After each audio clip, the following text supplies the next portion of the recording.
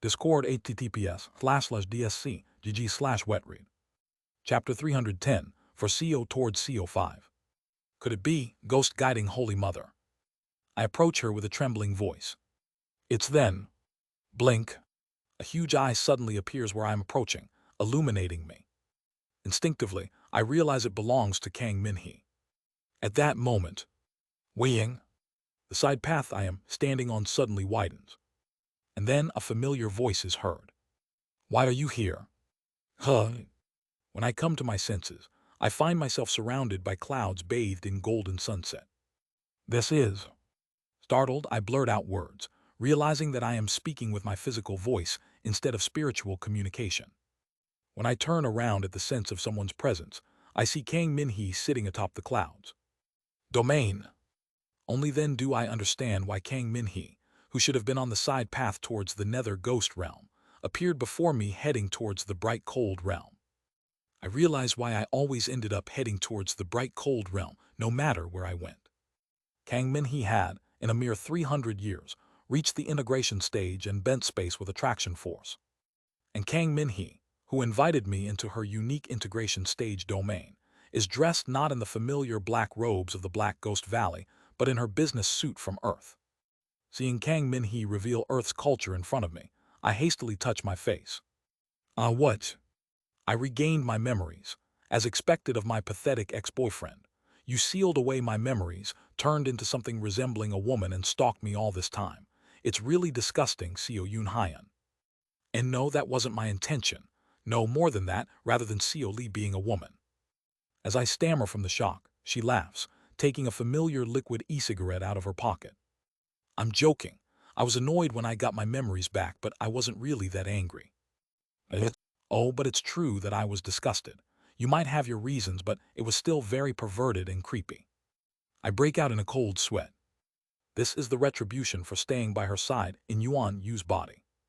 I can't seem to recall the taste from back then, even if I do roughly remember. After taking a puff of her e-cigarette, she waves her hand. Simultaneously, the earthly artifacts she enjoyed dissolves like illusions, turning into clouds and being absorbed everywhere. Her clothes also change back to the black robe of the Black Ghost Valley she originally wore. I look around at Kang Min-hee's unique domain. Not knowing what to say, I first praise the scenery. It's beautiful here. But Kang Min-hee glares at me, rolling her eyes. Don't you remember this scene? What? Even though the spot we're standing on being made of clouds is a bit of my romantic touch, the rest of the scenery is something we saw together. You're too much. No. Damn it, the canvas of myriad forms and connections is with the main body. Grinding my teeth inwardly, I break out into cold sweat. Seeing my flustered appearance, Kang Min-hee bursts into laughter. It's fun teasing you. It's like all my gloom has flown away. You really? We exchange trivial chatter for a while. And as the atmosphere eases, I cautiously ask, why didn't you come back from the side path? Well, I found out the horrifying truth that my ex-boyfriend turned into a strange creature that's neither male nor female and was stalking me within the sect. Just kidding. Well, there's a bit of truth to that, maybe about 0.1%. The rest is. Kang Min-hee walks over to me and sweeps the nearby clouds. As she brushes the clouds, a boisterous sound comes from somewhere. It's the sound of children's laughter. To comfort these kids. Only then do I realize that the surrounding clouds aren't just clouds. Actually, they aren't clouds at all. Each and every grain that looks like clouds is a ghost. I've never died before, so I don't know for sure. But do you know what I always hear when I communicate with ghosts? Sorrow. They're always sad. Sad about losing their lives, about being dead, about the things they couldn't achieve. Kang Min-hee squats down and gently strokes the ghosts with her hand. When you're on the side path, there's nothing to do. During those times, I either read books I brought from the bright cold realm or practiced the ghost path method. Practicing the ghost path method might sound funny, but it involves listening to these kids' stories. As I listen to their stories, my spiritual power increases. She continues, do you know how many stories I've listened to? How many? I don't know, really. There were too many to count. I kept listening and listening, and at some point I started thinking. She smiles gently. For some reason, I feel that I had seen that smile before. I want to work for this company. I will think about what I can do for this company. I will do my best to work for the company as much as I can. I want to use my strength for these kids. I want to find out what I can do for them. If possible, I want to find out the best thing I can do for them. The memory of watching her during a job interview from the side. Yes, I had known that she was a strong person when I saw her confident demeanor. I also had a tough childhood, so I want to do something for these kids who died in hardship. If there's a reason we've gained this power, wouldn't it be to use it for someone else? Indeed, she is still strong. Only those truly strong can use their power for the weak. So, is that why you didn't come back? Even the way you talk is like an ex-boyfriend, seriously. No. The reason I didn't return to the Black Ghost Valley is, I decided to leave it. What? I asked, taken aback. Kang Minhee smiles boldly and replies.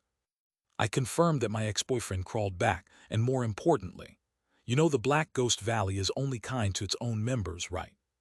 Well, that's true, but... And they are too harsh on rival sects or those who become enemies. Her eyes darken. The harbor where the Nether crossing ship is docked is always filled with ghostly water refined from countless resentful souls. You've seen it too, right? And when disciples of the Black Ghost Valley die, they either resurrect them or turn them into ghost souls to continue their cultivation.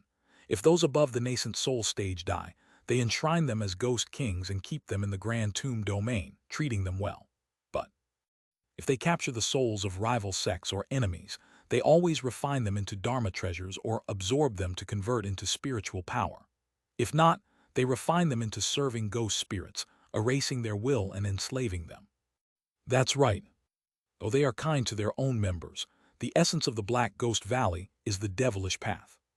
The expending soul true devil method involves consuming souls to convert into spiritual power, and the corpse-devouring secret ritual tome is even worse. They help a part of the soul reach the netherworld as minimum courtesy, but that's it. The souls captured by the Black Ghost Valley are relentlessly exploited until they are no longer useful, only then finding rest. I'm leaving the Black Ghost Valley. I'm going to leave this place, liberate all the souls captured by the Black Ghost Valley, comfort them, and guide them to the afterlife. That's the goal I came up with while listening to these kids' stories. You'll keep this a secret, won't you, ex-boyfriend? Kang Minhee asks with a sly smile. I nod with a serious face. She's undergoing secluded cultivation. If she turns against the Black Ghost Valley, one of the 5 great sects of the human race, into enemies, the aftermath will be enormous. Hence, she's raising her cultivation before making her move. How high do you plan to raise your cultivation? For now, my goal is grand perfection integration stage.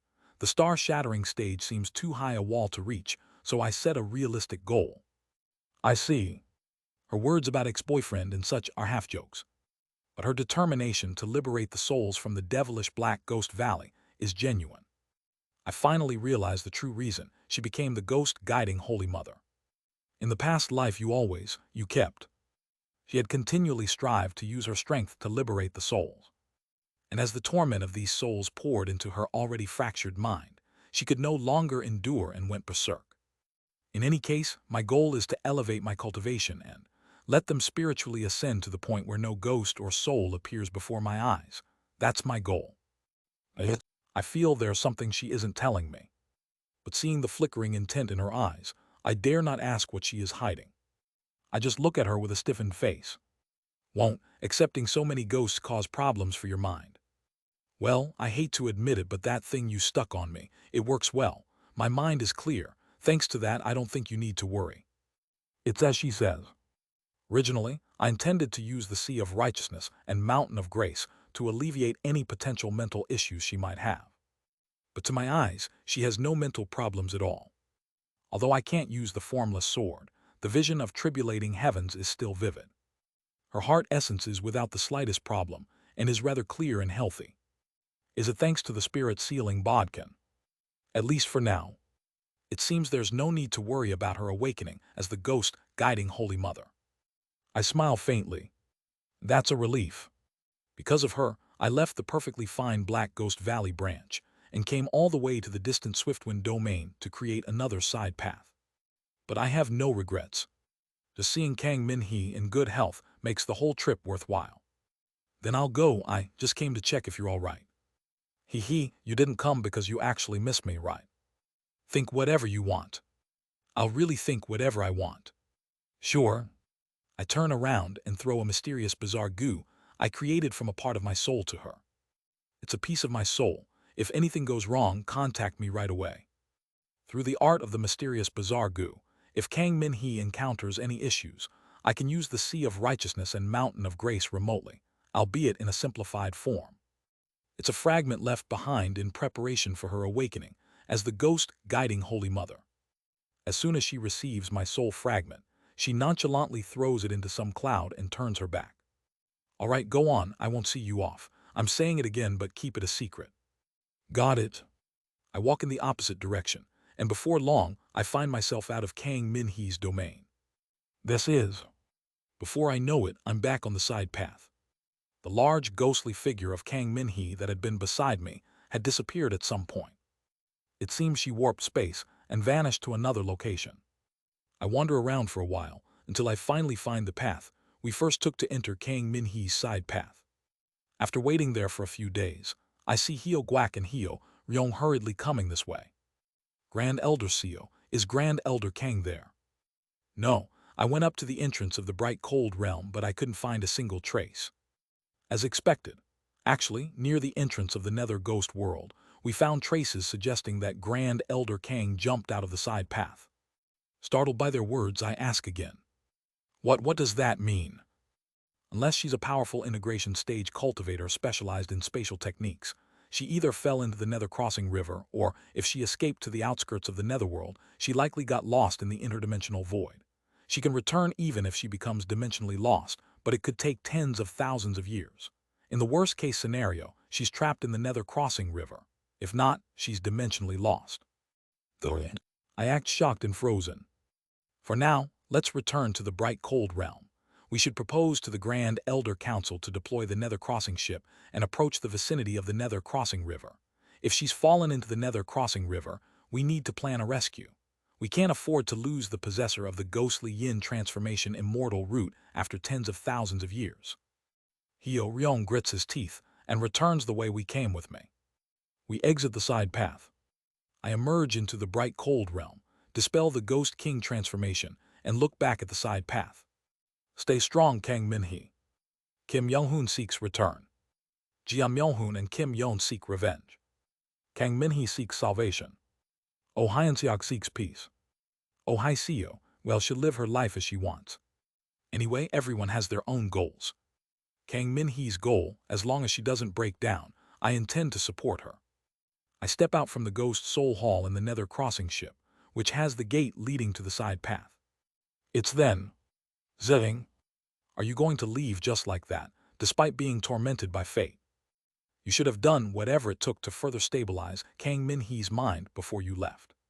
Suddenly, I feel a voice resounding from deep within my heart essence that had been closed off in recent days.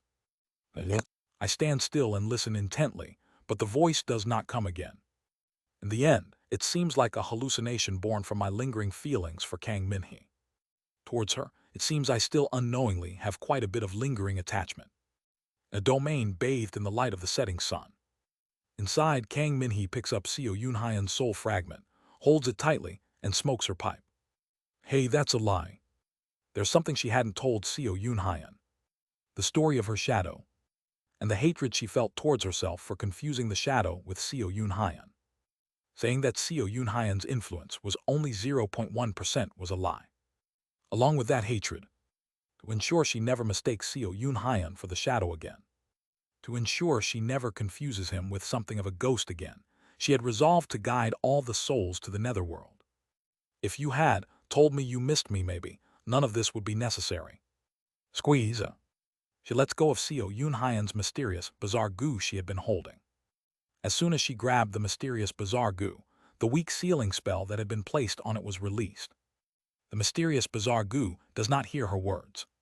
Kang Min-hee merely mutters quietly to the mysterious bizarre goo. You dumb bastard.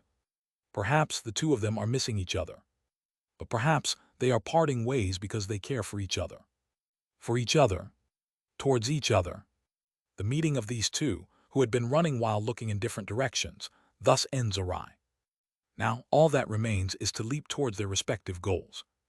After parting ways once again, 100 years have passed. The storage scroll of lofty dragon true person has opened. Through the ritual worship scripture of wealth virtue, I succeeded in building one axis. Wowung. I feel my lifespan increase by 10,000 years once again. Kurung. I look up at the sky, feeling the heavenly tribulation that had just passed over me.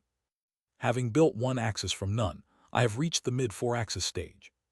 I will enter the storage scroll of lofty dragon true person, assist the mystical scaled fish commanding sect, and receive compensation from them.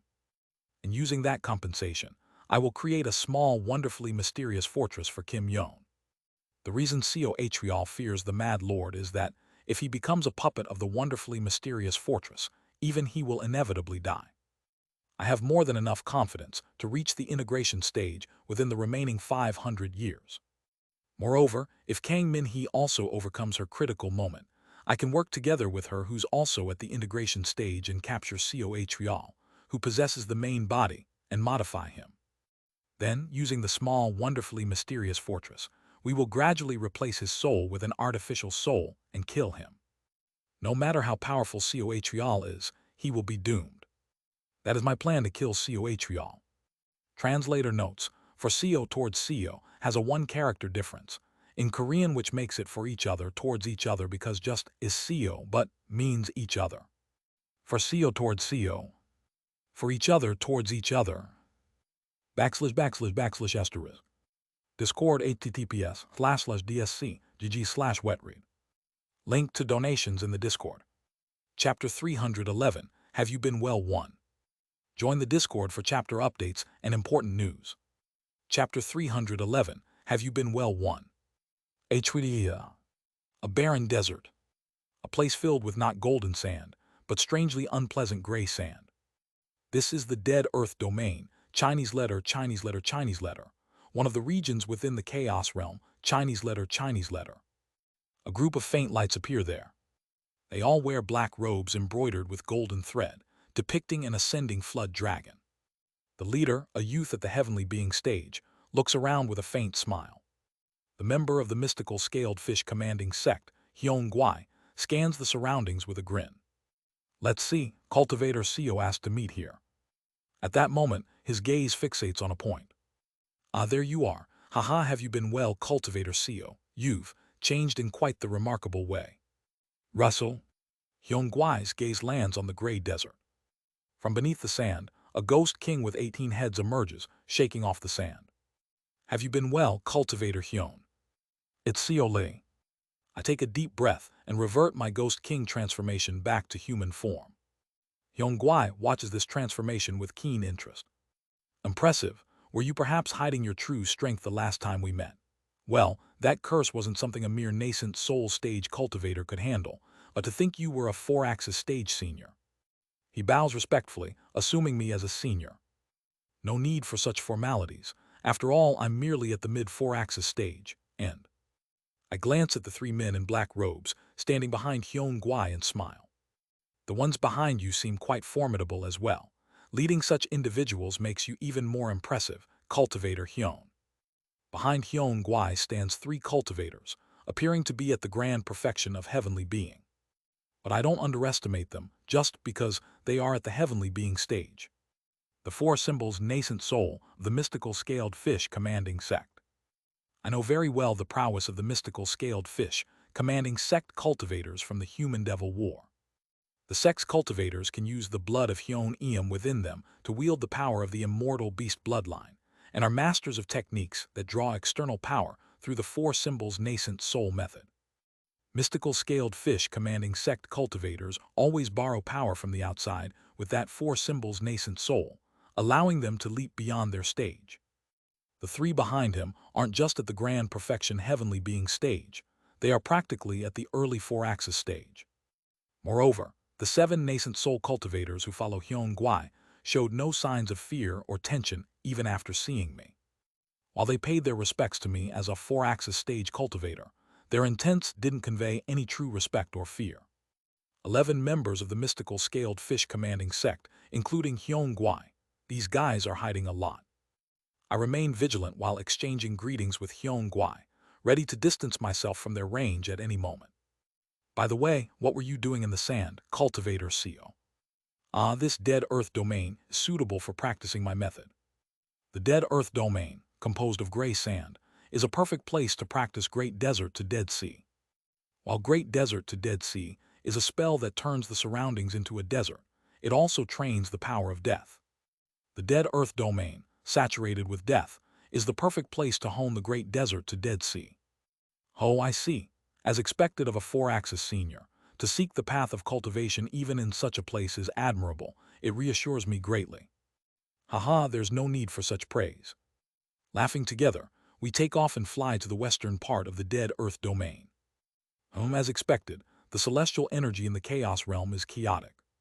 I stop using the flying escape technique and start manipulating attraction force instead. I intend to use the ground shrinking technique from now on. How about you and your sect members, Cultivator Hyun? Will you join me? At my question, they exchange glances and nod. Hyun Gwai conveys their decision with a smile. We would be most grateful, thank you. I use attraction force to bind Hyun Gwai and his sect members, then activate the wealth virtue I had built. Wowung! A powerful attraction force emerges from the axis, and space begins to fold. I take a step. Payet. Each step I take with the ground shrinking technique covers 500 li. Our destination is the far western edge of the dead earth domain.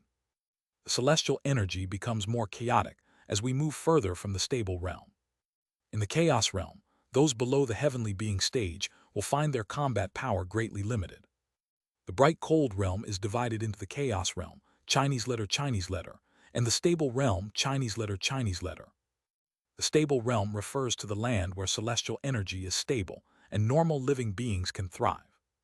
In contrast, the chaos realm has celestial energy so twisted it makes it hard for normal living beings to live, and the laws are so twisted it resembles a fiendish place. Generally, the term bright cold realm refers to the stable realm, which is vast beyond measure. Yet even that is like a speck compared to the chaos realm. Roughly speaking, the entire stable realm is about the size of the solar system on Earth. No, maybe larger. In comparison, the chaos realm might be about the size of a galaxy.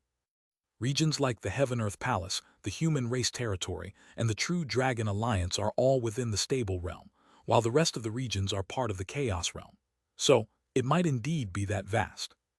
I compare the size of the bright cold realm in my mind.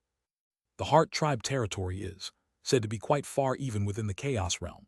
I wonder how they manage to live in such a place. It's said the further one moves from the stable realm into the chaos realm, the more the laws distort, making it nearly impossible for life to exist. As I ponder the structure of the bright cold realm, I suddenly have a question and ask Hyun Gwai. Come to think of it, Cultivator Hyun, have you never had such thoughts? What thoughts do you mean? They say there is only one stable realm within the immense chaos realm, and most people don't even think about exploring the chaos realm. But couldn't there be other stable realms within the chaos realm? Why doesn't anyone consider exploring it? At my words, Hyun Gwai puts on a serious expression. Now that you mention it, that does seem to be the case. I realize that Hyun Gwai is pretending to be serious outwardly, but is actually mocking me inwardly. Is this common knowledge? Come to think of it, other middle realms also only have one stable realm, and the information that there is only one stable realm comes from the star-shattering esteemed ones and the sacred vessel sacred masters. Perhaps these great figures are hiding some secret. This guy. He's running his mouth as if revealing a great secret to me, yet his intent showing that he's belittling and mocking me grows stronger. I glance at the other member of the mystical scaled fish commanding sect. Those guys aren't like that. Perhaps there's something only Hyun Gwai knows. I remain cautious of Hyun Gwai as we move towards our destination. About 15 minutes later, we arrive at the edge of the dead earth domain using the ground shrinking technique. This place is... Yes, it's the entrance to Lofty Dragon True Person Storage Scroll. And there are guests already here. The entrance we arrive at is a large basin. This place... I look around the basin, trying to discern its true nature. Judging by the remaining water energy, there must have been a celestial pond here before. However, there are no visible spatial rifts or alternate dimensions in sight. I send a question through telepathy to Hyun-Eum. Is there really an entrance to the storage scroll here? Haha, there are indeed definitely more people who don't know than those who do. But at night, this celestial pond fills with water. And in 3 days, during the black night Chinese letter of the new moon Chinese letter, that happens once in thousands of years, when all stars lose their light, lofty dragon true person's legacy will reveal itself. There's no need to be impatient. I nod and descend to the ground. Looking around, I see several heavenly being cultivators who had arrived earlier and secured their spots. About 50 cultivators have arrived before us, most of whom are from the demon race, with only about 10 being from the heaven tribe. Among them are the lizard men of the leaf race, whose territory borders closely with the human race, the spirit scale race, with green scales on their skin, excelling in clairvoyance and concealment arts, and the cold spirit race, which had recently been destroyed by the Mad Lord. Leaf race, cold spirit race, spirit scale race. The leaf race are heaven tribe members who live watching the reaction of the human race, and the cold spirit race had once been friendly with the human race. However, the spirit scale race has a history of enmity with the human race after losing a war against them. As I glance at them, they all seem startled and gradually move away from me. Damn those greedy human race bastards, bringing a 4-axis stage old monster. As expected of the vicious human race, the ghostly energy emanating from the old monster is terrifying. It's an evil human race devilish cultivator. How many countless living beings must they have devoured to reach that level? They murmur among themselves and move further away from me in clear fear. Well, that's the typical impression of the human race. No need to explain myself. I sigh lightly and sit down cross-legged, starting to cultivate via Great Desert to Dead Sea. Kyuduk. Transforming back into an 18-headed ghost king, I refine my ghostly energy with the abundant death energy of the dead earth domain. Seeing my ghost king transformation, the other races tremble in even greater terror. That crazy human race 4-axis old monster, he has 18 heads mounted on his shoulders. What a vile creature, let's avoid that old monster at all costs. Those human race bastards are known for eating other races, and now they keep the heads of other cultivators as trophies. SHH, be quiet, don't make eye contact. The heaven tribe shuts their mouths in fear, and the demon race, thinking I can't understand their language, frantically express their fear of me openly. I consider explaining but decide against it, thinking it won't help. We wait at the entrance of the storage scroll for some time. More cultivators arrive, including 3 at the 4-axis stage. Based on the information Hyun Gwai gave me, I identify them. Early 4-axis cultivator of the blood shark race from the earth tribe, Jiao Yong. Late 4-axis cultivator of the paired wings race from the heaven tribe, Beek Wyack. Mid 4-axis cultivator of the tall tree race from the heaven tribe, Nok Ju. Please be careful, senior. The blood shark race and paired wings race may not match the human race in combat power, but the tall tree race. I know. I respond to Hyun Gwai's telepathic message with a glint in my eye. The tall tree race, Chinese letter. It's the race to which Nok Gab, the wooden person always kidnapped by the Mad Lord, belonged to. Though they seem weak due to their history of being kidnapped, it's actually because the Mad Lord is an outlier. They are indeed a strong race. If the Earth tribe has 13 major races, the Heaven tribe has 6 major races, which are Tall tree race, Chinese letter. Paired wings race, Chinese letter. Human race, Chinese letter. Fighting ghost race, Chinese letter. Rotting owl race, Chinese letter. Fungal bone race, Chinese letter. These races are divided into 3 categories: 2 heads, Chinese letter, 2 difficulties, Chinese letter, and 2 evils, Chinese letter. 2 heads refer to the tall tree race and paired wings race, known for their excellent judgment and symbolism, leading and uniting the heaven tribe. 2 difficulties refer to the rotting owl race and fungal bone race, known for their unique lifestyles and being the most challenging to deal with among the 6 races. 2 evils refer to the most ferocious and terrifying among the 6 races, the fighting ghost race and human race.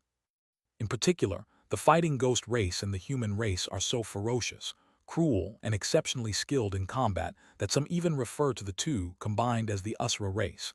Chinese letter, Chinese letter, Chinese letter. Among them, the tall tree race has a high reputation in the bright cold realm for being the race that produced scared master Beak Woon of the sacred vessel stage. They have high pride due to producing a sacred master, and that symbolism makes them the Heaven Tribe Center, one of the two heads. However, rumors suggest that sacred master Beak Woon cares little for her race, punishing them severely if they dare intrude on her heavenly lotus mountain under the pretense of worshipping her. Still, the tall tree race has been a central force of the Heaven Tribe since the beginning of the bright cold realm. If they team up with the paired wings race, it will be troublesome. I remain vigilant against the cultivators of the paired wings race and tall tree race. At the same time, I continue to cultivate through Great Desert to Dead Sea while my 18 pairs of eyes blaze with ghost fire, always ready to activate attraction force at a moment's notice. Finally, the time arrives. Is it today? I expel ghost fire from my eyes and gaze at the sky. It's the day of the Black Night, occurring only once in several thousand years, when the stars of the bright cold realm lose their light for a brief period. And coinciding with it, the new moon. As the sun sets, the sky gradually darkens. Simultaneously, as night falls, water begins to fill the basin. I watch the slow but gradually increasing at a surprisingly fast pace water level of the celestial pond, with my illuminating ghost fire. It's almost time. I glance around to keep an eye on the other four-axis cultivators from the other races. Strangely, unlike when they first arrived, they have moved far away from me, glancing at me nervously while sweating. What's up with them? I tilt my 18 heads, expelling ghost fire from my eyes. In front of the entrance, to the storage scroll of lofty dragon true person. There the most noticeable figure is Seole, who is exuding blue ghost fire from his entire body as he absorbs the yin energy of the new moon. His terrifying appearance, rumored to have the heads of 17 fellow cultivators mounted on his shoulders, his powerful ghostly energy, and his unique aura built on the orthodox Axis foundation. Though Seole is unaware, every race present considers him the top priority for caution. Nakju, the four-axis cultivator of the tall tree race, is already exchanging telepathic messages with Beak Wyack, the four-axis cultivator of the paired wings race. Cultivator Beak, once we enter the storage scroll, we must join forces. The human race, along with the fighting ghost race, is notorious for their savage and powerful techniques. We don't know what kind of devilish arts that grotesque human race old monster will show. I agree, Cultivator Knock. If that greedy human race old monster ambushes us, we must counterattack together. The two Heaven Tribe four-axis cultivators form an alliance, and Jiao Yom, the four-axis cultivator of the blood shark race, sends a telepathic message to all the gathered demon race cultivators. Who knows what the treacherous Heaven Tribe might do, especially that monstrous human race old monster, rumored to carry the heads of his kin on his shoulders. If we encounter him in the storage scroll, do not approach him alone. Contact me immediately. It seems he has mastered some sinister ghost path method. If caught, you could lose more than your demon core being extracted and turned into an elixir. Even your soul might be enslaved. We must unite against these fearsome Heaven Tribe old monsters to survive. Around Jiao Yom, the demon race heavenly being stage cultivators gather tightly. Suddenly, four factions emerge around the celestial pond. The human race faction, consisting of the mystical scaled fish commanding sect, centered on the old monster Seole, who has mastered devilish arts. The tall tree race and paired wings race faction, with the mid and late four-axis stage cultivators. The demon race faction, centered on the early four-axis stage blood shark race cultivator, Jiao Yom.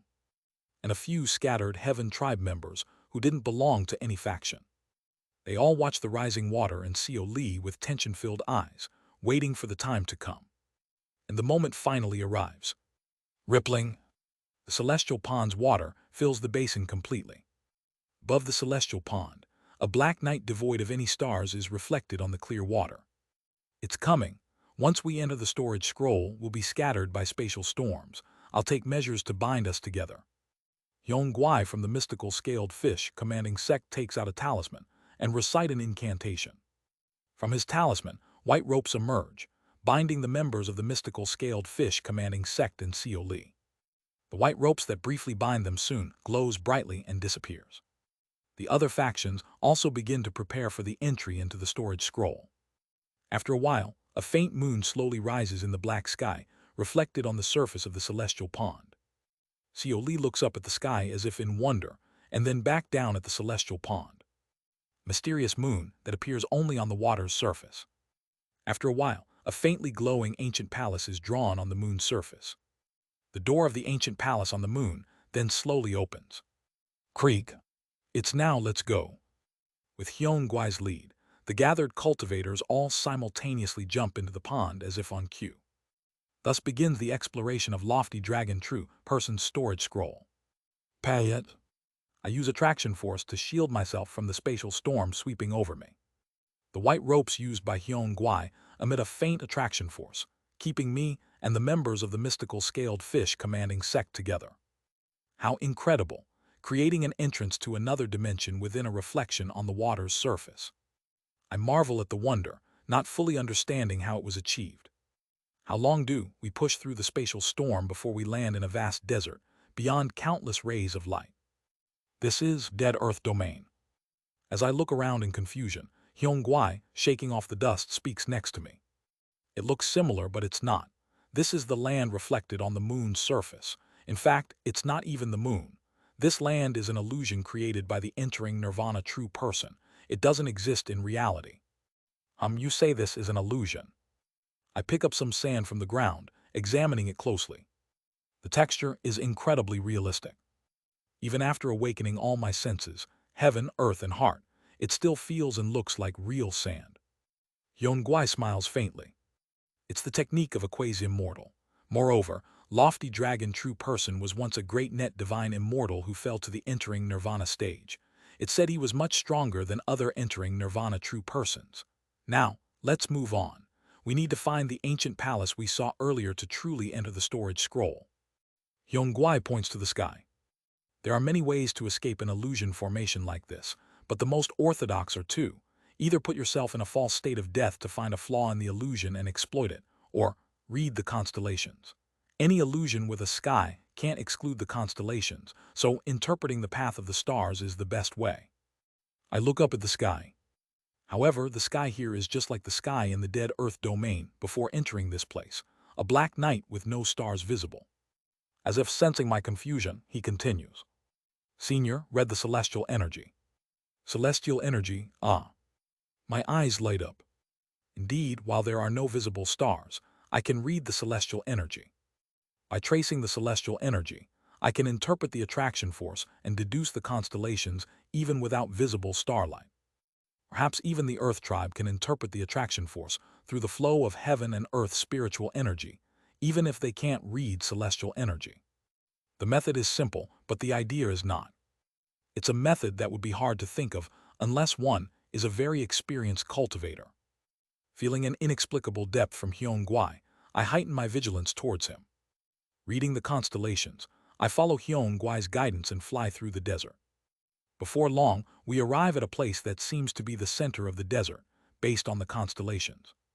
The end of the ladle star points here. Let's proceed a bit further. Hyun Guai skillfully reads the constellations and leads us, and soon I feel a sensation like passing through a veil. Pay it. Suddenly, we find ourselves in front of a grand ancient palace, where there had been nothing but desert. It seems we are the first to arrive. Let's go in. Hyun Guai smiles and walks toward the entrance of the ancient palace. I look up at the plaque above the entrance of the ancient palace. The inscription reads, Scroll of Lofty Dragon True Person, the Envoy of Health and Care.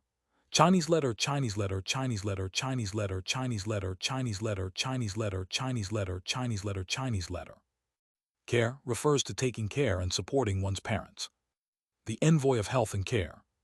It's an interesting title. But my eyes shine as I focus on the health, Chinese letter part, associated the true Orthodox Axis Foundation. Could this be related to an axis?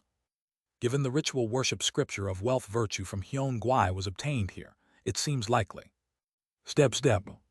As we enter the palace, we feel a twist in space, and we are suddenly in a vast river. Under a clear sky, a clear river flows and spiritual creatures resembling fish leisurely swim everywhere. The river is incredibly wide, and beyond it, Another river stretches endlessly. But I sense something wrong. It's odd. The scene is incredibly peaceful. However, instead of a cool river breeze, there's a sweltering heat that instinctively strikes the soul. Hyung-Guai looks around and hands me a talisman. The otherworld of lofty dragon true person consists of 4 layers, excluding the outer illusion. The first layer is the water flow layer, Chinese letter, Chinese letter, Chinese letter. The second is the Tao departure layer, Chinese letter, Chinese letter, Chinese letter. The third is the care layer, Chinese letter, Chinese letter, Chinese letter. And the fourth is the Zijai worship layer, Chinese letter, Chinese letter, Chinese letter. Originally, it said that the water flow layer where we stand used to be as vast as the sea due to the dense water energy, just like the scene before us.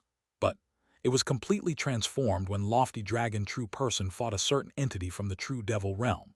Try using the talisman. When I activate the talisman given by Hyung-Guai, I feel a boiling sensation in my blood and sense Taiji embedding itself in my eyes. Simultaneously, a scene opposite to the peaceful view before me unfolds. Hwararururuk. Bright red flames are blazing everywhere. The river that had been flowing just moments ago is now completely dried up, and instead, living flames flow like lava in its place. The sky is not clear but filled with black smoke, and a pungent odor naturally stimulates my sense of smell. I'm startled by the illusion that even my heaven, earth, and heart senses couldn't detect, and once again, I am impressed by Hyung-Guai's ability to penetrate this illusion with just a talisman. What is this talisman? It's nothing special. It's a talisman that temporarily grants the power of an immortal beast bloodline to the user. It focuses the principle of Taiji in the eyes to temporarily open a spiritual eye. It's a minor trick that anyone with an immortal beast bloodline can perform. It's just that only those who know about it.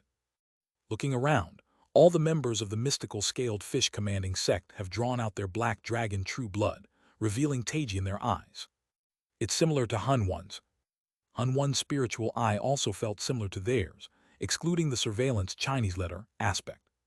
Does Hunwon also have some immortal beast bloodline? I ponder this while exuding a cold aura around me. Chia. The surrounding flames briefly subside due to the ghostly energy I emit. Thank you, Senior. Now let me explain our objective. For us, the mystical scaled fish commanding sect, to escape from Hyung-Eum's grasp, we need the heavenly lotus fruit and the recognizing Sin Tingwa, Chinese letter, Chinese letter, Chinese letter, Chinese letter, Chinese letter, drawn personally by lofty dragon true person in the third care layer. However, just reaching the care layer is an immense challenge on its own, and as you can see, these flames grow stronger as we move up. Especially at the passage to the third layer, there is a living flame called the Calamity Flame, Chinese letter, Chinese letter. He continues. Calamity Flame is a life form born from a disaster in the form of flames. It's said to be a powerful curse born from the malice and hatred of the entity from the true devil realm who once fought lofty dragon true person. Senior, if you can suppress the Calamity Flame with your curse techniques, we will extinguish it with our spells. Is suppressing the Calamity Flame my task? Yes, it is. Although there are quite a few curses left in the third layer, requiring some effort from Senior's end, the main task is suppressing the Calamity Flame. Understood, I'll give it a try. We begin to make our way through the river of flames. In front of the grand ancient palace, the true entrance to the storage scroll. One by one, others begin to gather at the place where Seo Li and Hyung-Guai's group had passed. The Heaven Tribe's 4-axis stage cultivators, Nok Ju and Beek Wyack, are the first to arrive and survey the surroundings. It seems we're the first to arrive. Indeed, the Earth Tribe can't read celestial energy directly, so it will take them a while, and the other Heavenly Tribe members don't know how to read constellations, so they are probably going in and out of a coma. Beek Wyack snickers, mocking the others. Nok Ju of the tall tree race crosses his arms and laughs. Only the Heaven Tribe's 2 heads, our tall tree race and your paired wings race, and only those of noble bloodlines within the 2 races have learned this method. Who else would arrive as quickly? Most wouldn't even know how to interpret the constellations of this formation. Haha, of course. Fortunately, that terrifying human race old monster hasn't arrived yet, so let's hurry inside. With the ghost path method he mastered, he will probably enter false death quickly, find a flaw, and come this way. Indeed, let's go quickly. Soon after the 2 4-axis stage cultivators enter, Jiao Yom and the demon race arrive at the front of the grand ancient palace. Most of the demon race appear pale and injured, with visible bloodstains. Now then, let's go in quickly. We need to secure the artifacts inside. At the Jayom's command, the demon race members groan. Elder, we apologize, but many of us are severely weakened from repeatedly entering and exiting false death. Please allow us a half-day's rest before we proceed. Yes, Elder, we've all entered false death as you've commanded, so if you can give us a little time. Hearing this, Jayom's eyes emit a bright red blood flame. You rebellious brats, are you blaming me? No, that's not what we meant. Silence, didn't I already say it? For our Earth tribe to survive against those treacherous Heaven tribe old monsters, we must unite. The fact that you're trying to disrupt our unity to make us fall to the Heaven tribe shows you're a spy from the Heart tribe. No, Elder, that's not what. Die Heart tribe spy. Crack. Bang. With one move from Jayom, the two protesting demons are instantly reduced to mere chunks of flesh. Terrified by his ferocious demeanor, the demon race falls silent and cowers. Jayom bares his sharp teeth, characteristic of the blood shark race, and growls. From now on, anyone who disrupts our unity will be considered a Heart tribe spy and executed immediately. This is for the protection of our Earth tribe from the Heaven tribe old monsters, so understand this great cause. Do you understand? Yes, Elder. The demon race's reply echoes, mixed with fear. Satisfied, Jayom leads the demon race into the ancient palace. Other Heaven tribe members, including the Leaf race, Cold Spirit race, and Spirit Scale race, arrived at the location half a day later. Chia. As I cool the surrounding heat with the cold energy emanating from my ghostly energy, I walk at the forefront with Hyung-Gwai. Around us, the heavenly being stage cultivators of the mystical scaled fish commanding sect use the black dragon true blood to cool the heat with their yin energy. However, the flames and heat flowing throughout the water flow layer shows no signs of abating, and as we cool the heat and move forward, the flames immediately fill the space we pass through. The mystical scaled fish commanding sect cultivators seem unsatisfied with just that, and lay numerous traps in their wake as they advance. I understand now why the human race is called greedy and ruthless. The other cultivators of different races following behind us will not only have to endure the heat of the water flow layer, but also navigate the traps set by the mystical scaled fish commanding sect, which will undoubtedly make them bleed. I consider asking what kind of traps they are, but decide it isn't necessary for me to know and ignore it. The entire water flow layer is under some restriction, making it difficult to use the flying escape technique or to fly through attraction force, forcing us to walk. I'm curious about how the other races will react after stepping on those traps. Kiyika. Burning amorphous monsters lunge at us from all directions, spitting flames. They're called fire corpses, Chinese letter. They are said to be ancient demonic beasts, but in reality, they are pieces of lofty dragon true person's flesh. I've seen something like this before. Haha, the fierce beast guarding the entrance to the sect you saw before by Chinese letter was created by studying these fire corpses. Most of the vestiges Chinese letter/she floating around the interdimensional void are of little use, but these fire corpses. Poog. Hyung-Gwai waves his hand, bursting a fire corpse. The fire corpse screams and dissipates. They're very different from the vestiges in the interdimensional void. Those didn't die even after subduing them multiple times. It seems the yin energy from Hyung-Gwai's immortal beast bloodline makes them easy to subdue. Yin energy is definitely their weakness. Then I notice something in the center of the dissipated fire corpse. Chia. The dead fire corpse left behind something like a small cloud. Before the cloud evaporates into the surrounding smoke, Hyung-Gwai quickly retrieves a gourd dharma treasure from his storage scroll and opens its lid, bringing it close to the cloud. Shiruruk. The cloud is compressed into a small drop of liquid and sucked into the bottle. Hyung-Gwai explains after absorbing the cloud. These fire corpses here contain the primal force of water that the water flow layer originally held. We call this power that was contaminated from the entity from the true devil realm, turbid devil liquid. Although it's tainted with devilish energy, demonic energy, and turbid energy, it's the best material for devilish cultivators. Our buy was also made by injecting this turbid devil liquid. He smiles and offers me the bottle. Would you like to try it? It's rumored to grant special abilities to cultivators who practice devilish arts.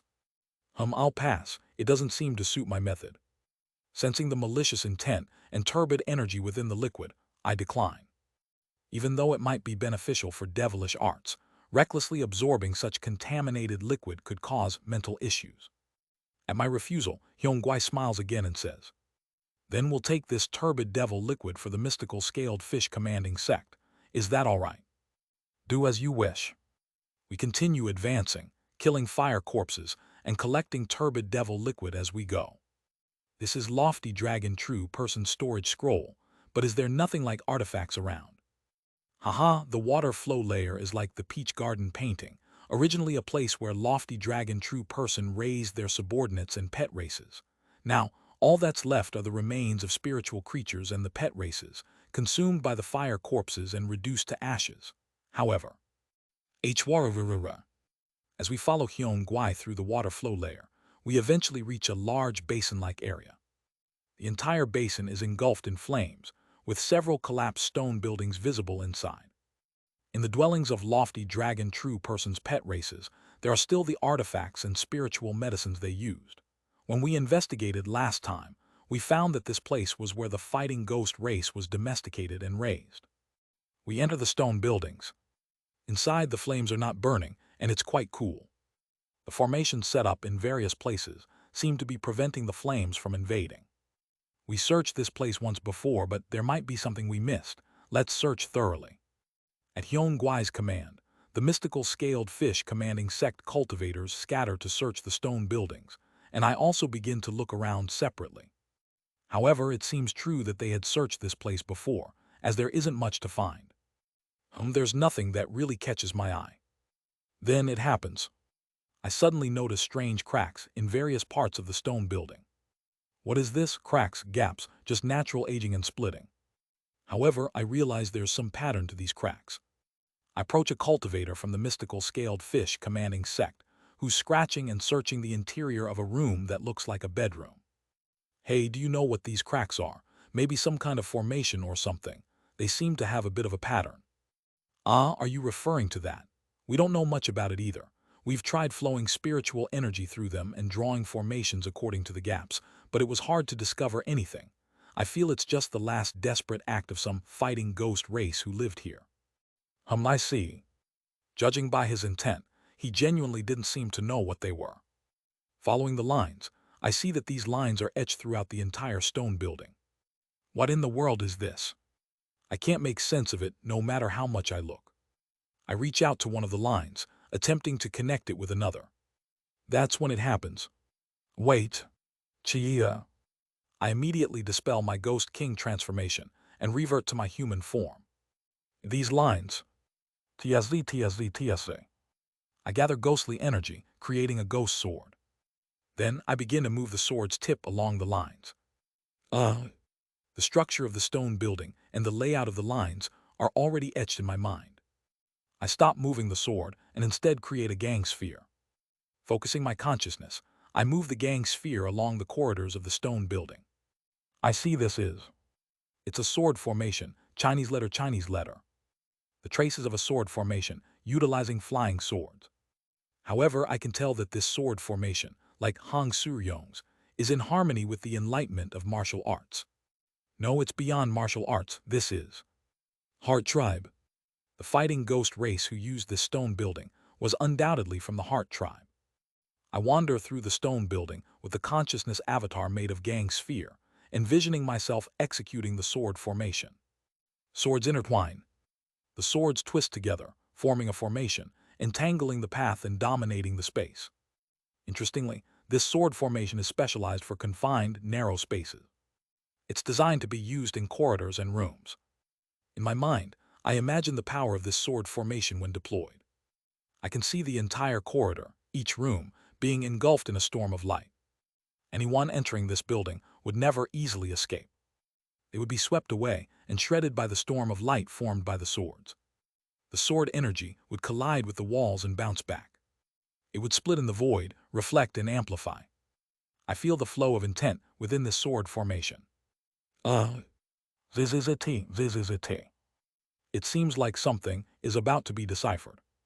Whoever left this sword formation was trying to convey some message through the flow of intent created by this formation.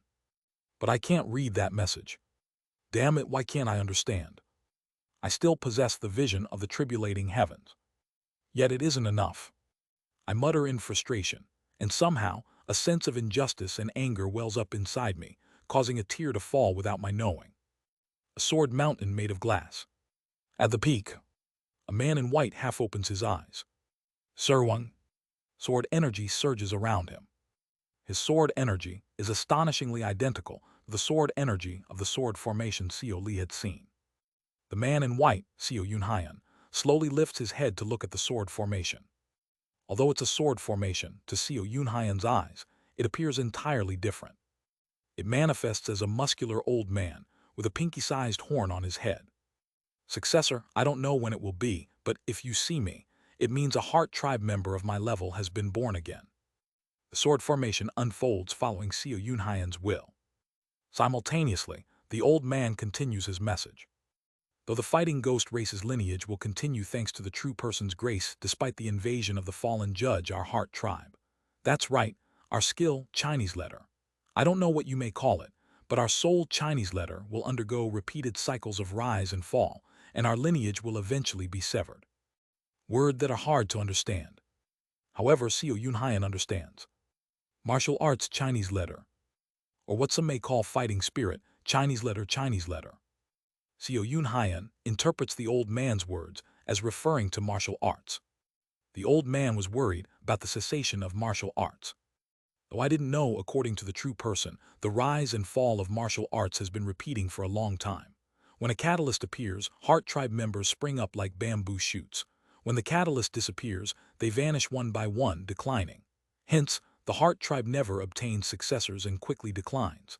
And now I realize the catalyst is disappearing. The old man's expression turns bitter. The power of the heart tribe from its foundation has been blocked at some point. It's no longer possible to use fighting steps. From the first step to the second step, the third step, and even the fourth step reached after a lifetime. The old man's voice grows melancholic. However, despite his sadness, his eyes remain undimmed. Successor, you might pity me, and perhaps fear that this might happen to you. But successor, do you understand why I left this sword formation? The melancholic voice gradually fades, and his eyes become even more bright. The heart tribe's power, martial arts Chinese letter. It's not a power borrowed from anyone else. Just because the roots are blocked doesn't mean everything I've dedicated my life to for martial arts disappears. At first, the old man seems like an illusion separate from the sword formation, but gradually he begins to merge with it. Even if the heart tribe declines, my martial arts will not die, even if the heavens do not permit it. The old man melts into the sword formation. He becomes the sword formation. Our will shall never die. Good. Seo Yunhyan calmly leaps toward the sword formation.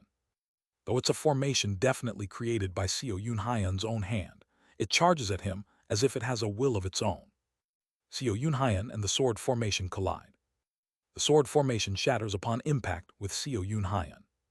However, the sword intent, Chinese letter, within the formation seeps into the glass sword mountain. I close my eyes and pay respects to a giant of the previous era. Yang Sujin had once said, "The heart tribe is proof that we are all slaves to fate and non-humans. They appear only when the enders appear and disappear when the enders disappear." If that's true, do the heart tribe lose their power after the enders are gone? Can they no longer reflect their heart essence? Perhaps, but I take the old man's words to heart. Our will shall never die. Even after the enders disappeared, he remained a proud and dignified martial artist, Chinese letter, who honed martial arts. Even if it was not called martial arts Chinese letter, but another name, it proved that a person's will, a person's heart does not simply end. The heart tribe are slaves to fate. What nonsense! No one in this world is a slave to fate. Only people living their lives exist in this world. So Seo Atrial, you won't be able to enslave my heart forever. I look up at the sky and mutter towards Seo Atrial, who is still babbling this and that to himself while struggling hard. Wait for me, I will soon break free. Translator notes, here we have it.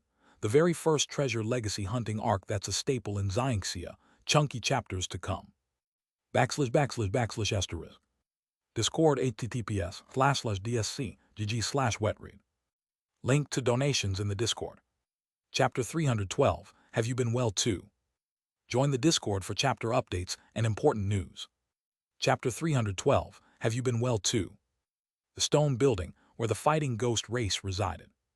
Sitting on a bed inside, Hyung Gwai's gaze is directed somewhere.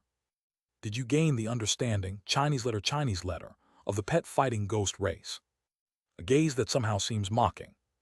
However, there's a trace of pity in his eyes. It's truly pitiful to see you struggling to obtain something so obvious. It's almost sad.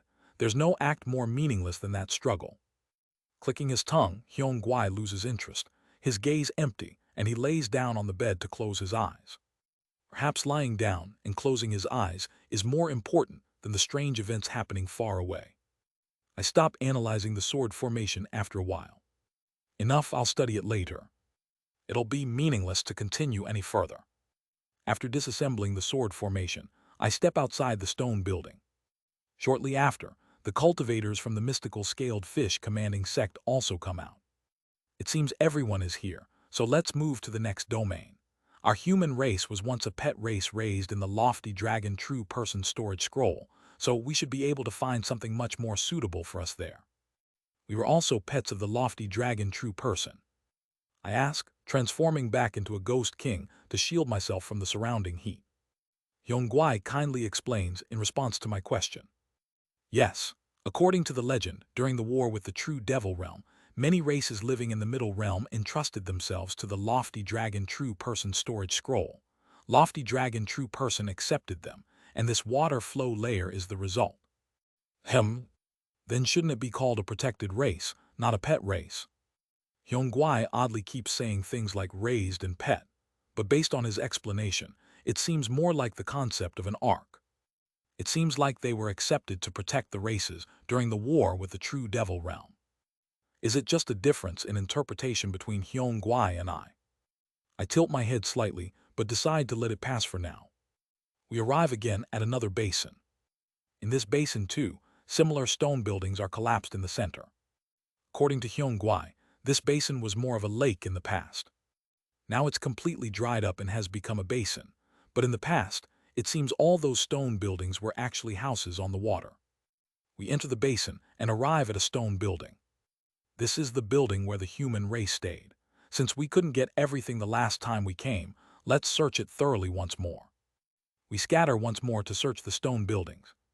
While searching one of the stone buildings used by the human race, I find a small jade slip under a bed. It's rather dull and subtly enchanted with a concealing spell, making it difficult to find without the consciousness of someone at the 4-axis stage or higher. Just what is inside that requires such a high-level concealing spell on it? However, the jade slip contains instructions for projecting an image with heaven and earth spiritual energy, and following those instructions, I create an image and can't help but be stunned. No. The jade slip is a type of erotic painting. Anyway, it seems to be a cherished item of the room's owner. Out of respect for the owner, I decide to pulverize the jade slip. At that moment, chajajut, as the erotic painting vanishes in front of my eyes, a new image appears. It's the image of a small, thin man. First of all, thank you for destroying this jade slip. I had set it to turn to dust upon my death, but if there was an error in that setting, the thought of this jade slip being passed down to future generations, I'd die of embarrassment all over again. The owner's message continues. Recently, the outside is said to be engulfed in the flames of war. Honestly, as it's a time where truly fearsome people are wielding their power, a 4-axis leftover like me should just stay hidden and cower under the protection of the true person. But even so, I was too bored with nothing to do. That's why I looked at what was contained in that jade slip, so I appreciate it. Anyway, it's not much of a reward for getting rid of the jade slip, but I'll show you my daily life from when I was alive in this room. If you want, you can also look at the records I left behind. Chajajut. The image spreads across the room, transforming into an illusion that thinly covers the entire space. I watch this illusion with shining eyes. The daily life of the small man unfolds within the illusion. Though he talked like he viewed a lot of erotic paintings, he didn't particularly touch any. Instead, he mostly paced around the room with a focused expression, or was busy writing something. I watch over his back as he writes. Given that the books he's writing would have long since weathered away, it seems better to view them through this illusion. The title of the book he's writing is About Immortal Arts. As I watch him write, I read through About Immortal Arts. The book is precisely about the concept of immortal arts. Chinese letter. Low-level cultivators use hand seals and incantations to perform spell techniques. And as one's cultivation increases, the spell techniques of cultivators manifest through their intention, Chinese letter, and mind, Chinese letter. From the heavenly being stage and above, one's mind, Chinese letter, unites with the heaven and earth spiritual energy itself, and the boundaries of spell techniques disappear. Instead, specialized powers are researched to create and use abilities. Innate true methods are a result of this. The supernatural abilities of the Earth tribe are similar to spell techniques, except they utilize the potential of the physical body and a fundamental understanding of spiritual energy instead of hand seals and incantations. In that case, how do the spell techniques used by high-level cultivators differ from ours? I once directly witnessed a battle between the fallen judge and the true person. If you ask how I survived, I didn't. I had to die and be resurrected to endure the aftermath of witnessing such a confrontation. But in return, I gained the opportunity to understand what immortal arts truly are, which was indeed an overwhelmingly precious chance. Immortal arts. Although we call the path we walk the path of immortal cultivation, the reason we call ourselves cultivators instead of immortal cultivators is simple. The term immortal Chinese letter is not something to be used lightly. The end of cultivation. The ultimate realm that all cultivators aspire to reach is the realm of immortality, Chinese letter. Hence, any method or concept bearing the character for immortality, Chinese letter, signifies something especially powerful or grand. So what do immortal arts, the spell techniques of true immortals, signify? Curious, I continue reading.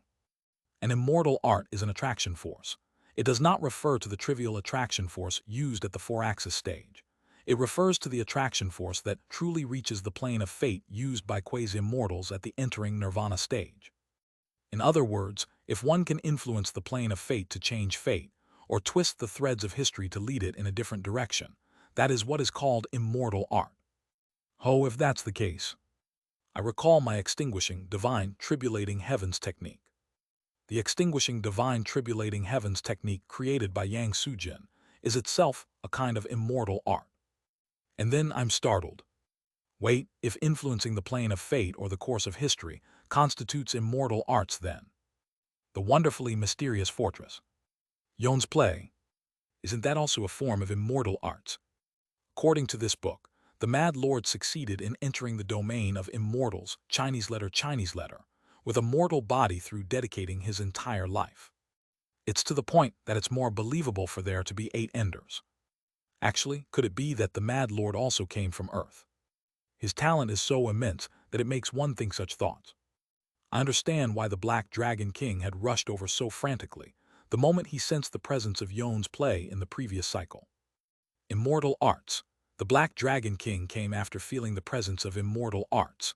He must have thought that someone who could use immortal arts in the middle realm would most likely not be a true immortal, but of at least the entering nirvana stage. While I marvel at the Mad Lord, a peculiar thought crosses my mind. Wait, if the power to change fate is immortal arts, then isn't the entire path of immortal cultivation essentially immortal arts? After all, cultivators are beings who defy the heavens. Changing one's fate is the essence of immortal cultivation. Unfortunately, this isn't covered in the book. Instead, the man appears to be describing his feelings when he first encountered immortal arts and the sheer terror it invoked. It's then, suddenly, as the man is writing the book, he closes his eyes as if recalling the moment he saw immortal arts. At that moment, the man's body twists grotesquely, his eyes roll back, and he begins to write something furiously on paper. No, it's closer to scrawling. Woven. At the same time, the illusion that had been clear until now begins to shake violently. As if capturing the scene with mere illusions is sacrilegious. What is that? As I watch the distorted illusion, the man with his eyes rolled back starts to tear and eat the book he was writing. What? As if he is devouring a delicious meal, He licks his fingers while eating the book, and after a moment, the man, seemingly regaining his senses, looks around in astonishment. The illusion stabilized once, whatever he had scribbled disappeared. The surroundings are in a mess due to the man's rampage. The man mutters, that just now, see, could it be a revelation? Yes, it must be a revelation. Hu-hu-ha. If the lofty dragon true person dies, I become his resurrection body. He revives within me. He seems pale with fear. And no, this entity is not the lofty dragon true person. Then who is it? Who are you? What kind of person are you? No, no. This is someone more immense than the lofty dragon true person or the fallen judge. He clutches his head and suddenly raises his hand to stab his abdomen. Thud. Bright red blood spurts out, and I see something like a stone fall from his dantian area. Simultaneously, the illusion centered around the stone becomes extremely unstable. How long will it keep pouring out? Stop coming out, hey. The man screams in terror and appears to be performing some kind of spell. Although the illusion is too distorted to discern clearly, I see him using a sealing spell to seal the stone. After the sealing spell is cast, the illusion returns to normal. However, the frail man does not. The man who was once engrossed in writing or deep in thought begins to huddle in the corner of his bed, crafting things like erotic paintings. It seems as if he's focusing on the erotic paintings to escape from something. And after a while, the man hides Jade slips with erotic paintings under the bed and other places in the room before leaving somewhere. Time passes a little, and all the Jade slips except the one under the bed turns to dust. The man had died. The illusion spell in the room continues to operate for a long time before eventually turning off. I pay my respects to the nameless man. At the same time, I remember his words. He revives within me. If they're more immense than the lofty dragon true person, then at the very least, that being is a true immortal. So, he meant a true immortal is reviving within him. Cold sweat trickles down my face. It's similar to Ching-mun Ryong's symptoms. The symptoms of going mad, writing strange things, consuming those writings, and then expelling bizarre stones with eerie power from his body. They are too closely similar to how Kim Young-hoon described Ching-mun Ryong. Moreover, since he was at the 4-axis stage, it seemed like the stones were spewing out directly instead of being found like in Ching-mun Ryong's body. Then, is some true immortal resurrecting through Ching-mun Ryong's body in the head realm? Hyuk. As soon as I think of such things, I unconsciously revert from my ghost king form and feel cold sweat running down my back. Damn it. I do think that I need to save Ching-mun Ryong. But the moment I think a true immortal is in the process of resurrecting through Ching-mun Ryong's body, I can't bring myself to want to return to the head realm. I sit in the room for a long time, unable to get up. Just why am I so cautious?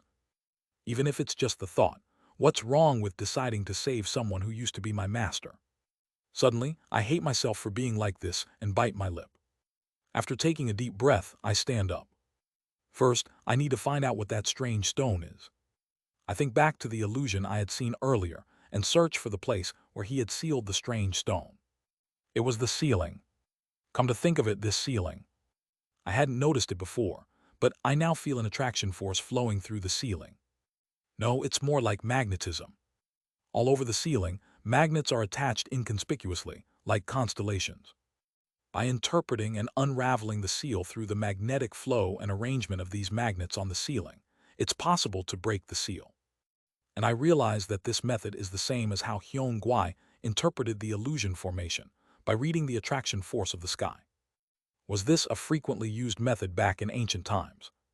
I ponder that perhaps Hyun Gwai had obtained something like an ancient secret art book. The seal is designed so that it can't be undone by anyone below the 4-axis stage. It makes sense since the seal requires attraction force in order to be released. Clank. When I move the attractive force to unlock the latch on the seal, the ceiling ripples like the surface of water. I float up to the ceiling and reach my hand inside. Inside the ceiling, I grasp something like a box. I extend my consciousness to scan around the box, but don't find anything else. When I pull out the box, the ceiling returns to its original state. The box is a luxurious ebony wooden case, covered with dozens of talismans painted in blood, forming a barrier around it. The barrier has deteriorated. Tap tap. When I tap a few of the talismans, they disintegrate into powder and scatter away. In the past, the barrier would have served its function well, but after so much time, its power had long since faded. After brushing off the talismans, I open the box's lid. Hem. However, there are no stones inside the box. Instead, a faint liquid remains. The liquid, which seems like water, emanates a mysterious aura. Yet, upon closer inspection with my consciousness, it appears to be ordinary water.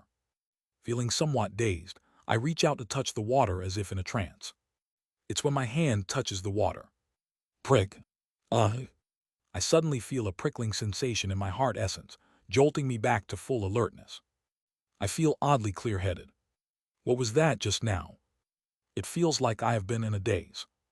And as I ponder for a moment, I remember what that feeling is. I see that feeling. Cold sweat runs down my back. The sensation of being dazed is just like when I saw something in the head realm and fell into a dream.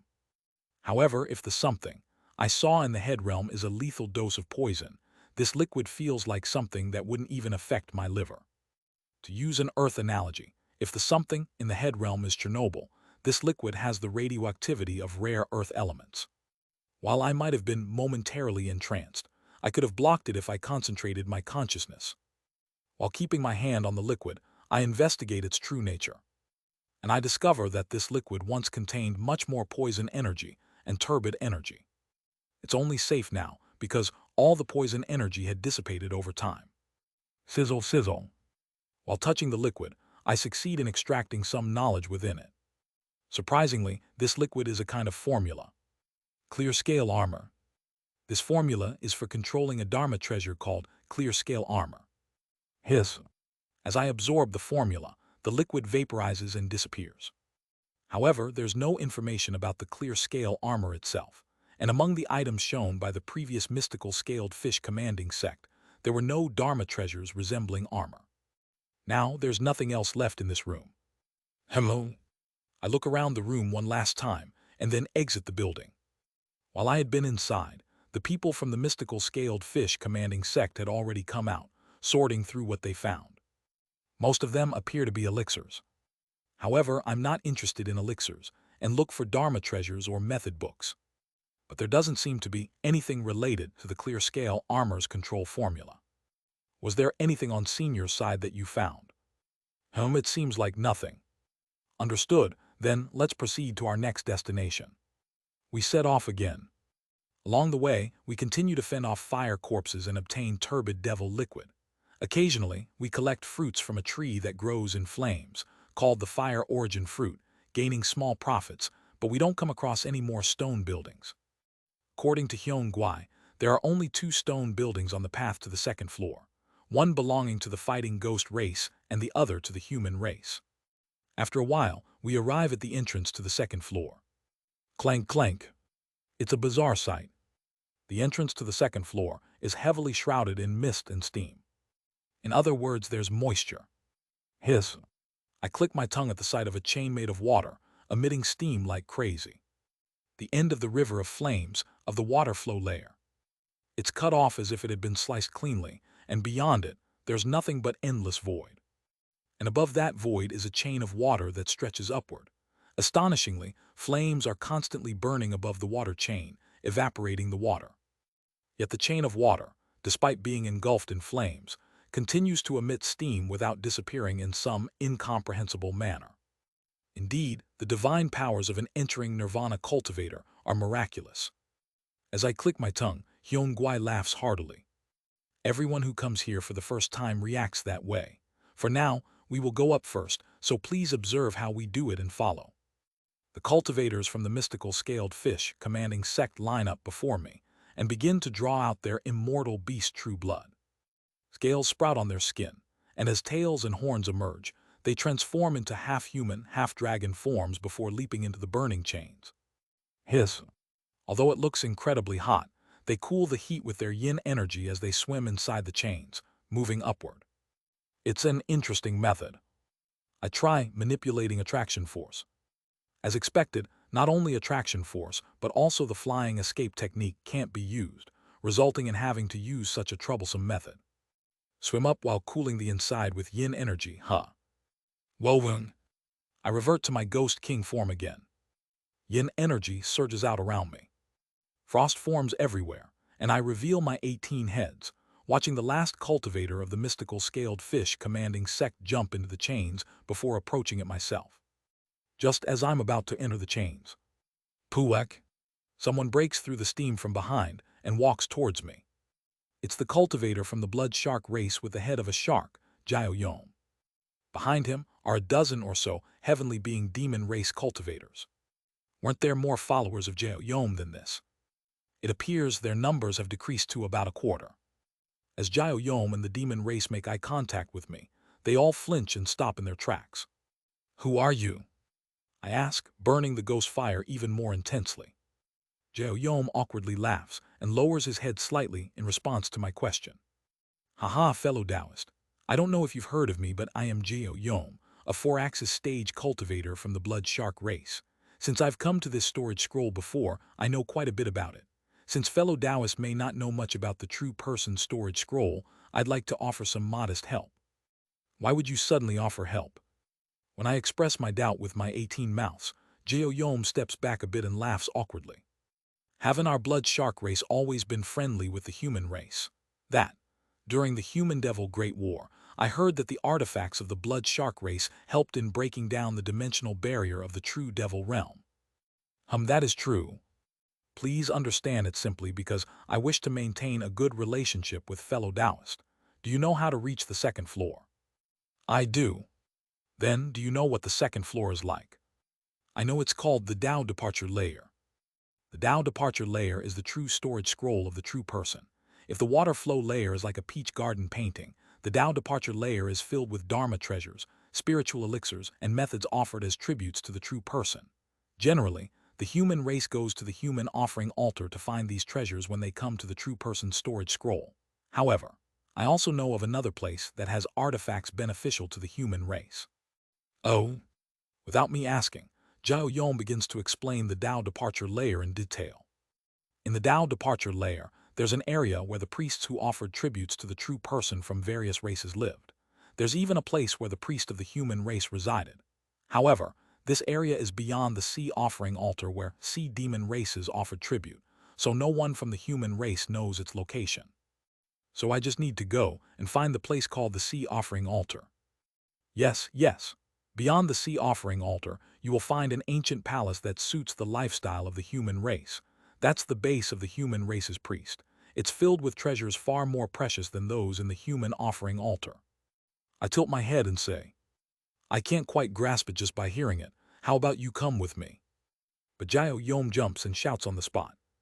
How could I? I dare not walk the same path as the noble being. Are you not of the sea demon race? I am here not for personal gain but to find suitable methods and spiritual medicine for my juniors, for these kids. Therefore, we need to go elsewhere. Please forgive us. Well, no need for forgiveness. I understand. Thank you for the valuable information. Despite the various intentions and intents he has, I thank Jade for showing goodwill, at least on the surface. I will definitely make sure to remember you well. You will be one with me. Despite this or that, help is help after all. Though I cannot record it now due to the absence of the canvas of myriad forms and connections, once I heal my main body, Jade will be recorded in my canvas of myriad forms and connections as a cultivator who helped me and will thus become a part of me. But Jade trembles in fear and stutters. Ho honor, it's an honor, please take care, shall we meet again? For some reason, Jade seems terrified of me, looking like he wants to flee immediately. Puzzled, I bid him farewell and leap towards the chain. Huff Yog. Jade pants heavily, sweating profusely. That crazy madman, even after helping him, he still intends to kill me. Many 4-axis stage cultivators belong to the heterodox axis foundation. Especially among the Earth tribe, where survival of the fittest prevails, the majority achieve their axis by killing opponents. Particularly, the best prey for heterodox axis foundation hunters are those in the early 4-axis stage.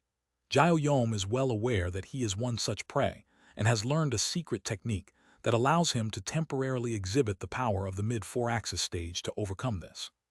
4-axis cultivators generally avoid fighting unless it's to hunt other heterodox Axis Foundation cultivators. Preserving their lives with utmost care, they reached the 4-axis stage with the singular determination not to die. They would only engage in battles when attacking the few with the many, or when absolutely certain of victory, or when they have no other choice. Thus, the fact that Jade can exert mid-4-axis strength is in itself a deterrent against reckless attacks from other 4-axis cultivators. But Jade feel that this crazy, old monster is different. Madman. Judging by the power of death emanating from his heads, they are all at least of equal rank. This crazy old monster is at the mid-4-axis stage, and it feels like he has only accumulated one axis. Yet he proudly displays the heads of 17 other 4-axis cultivators on his shoulders, as if to show off. It's clear to see. The crazy old monster from the human race who has learned devilish arts is definitely a hedonistic killer. If it's humans who turn their enemies into pills and eat them, he has seen many. But a human who carries their heads on his shoulder like trophies, that old monster is the first. 17 heads at that. Jade is terrified. That madman plans to kill me too, it's certain. To be one with him. An image of his own skull hanging on the crazy old monster's shoulder flashes through Jade's mind. Damn it, I died once 1,000 years ago, so if I die again, it's the end. Having resurrected once, another death will be final. Jade grits his teeth. Damn it, if I don't get the heavenly lotus fruit, I can't save my wife. How can I back down here? With red light spilling from his eyes, Jade bites down and speaks. Everyone listen, you saw that mad old monster, didn't you? The few remaining demon race cultivators nod. Having sacrificed many of his followers to get here, Jade's reputation has plummeted. Among the demon race, there is even talk of betraying Jade and escaping. And some are actually planning to seek Lee's help to kill Jade. However, after seeing the crazy hedonistic killer Lee again, their thoughts changed.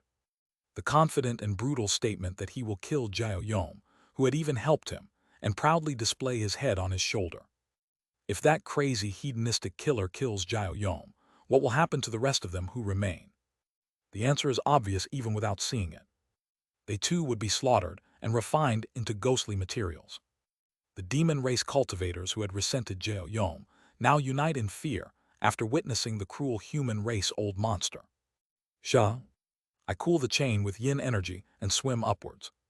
Covering myself with ghost fire, I reevaluate my assessment of the mystical scaled fish commanding sect. Come to think of it, they should have provided me with this information before entering the storage scroll. It shouldn't have been something I learned from a helpful blood shark race cultivator.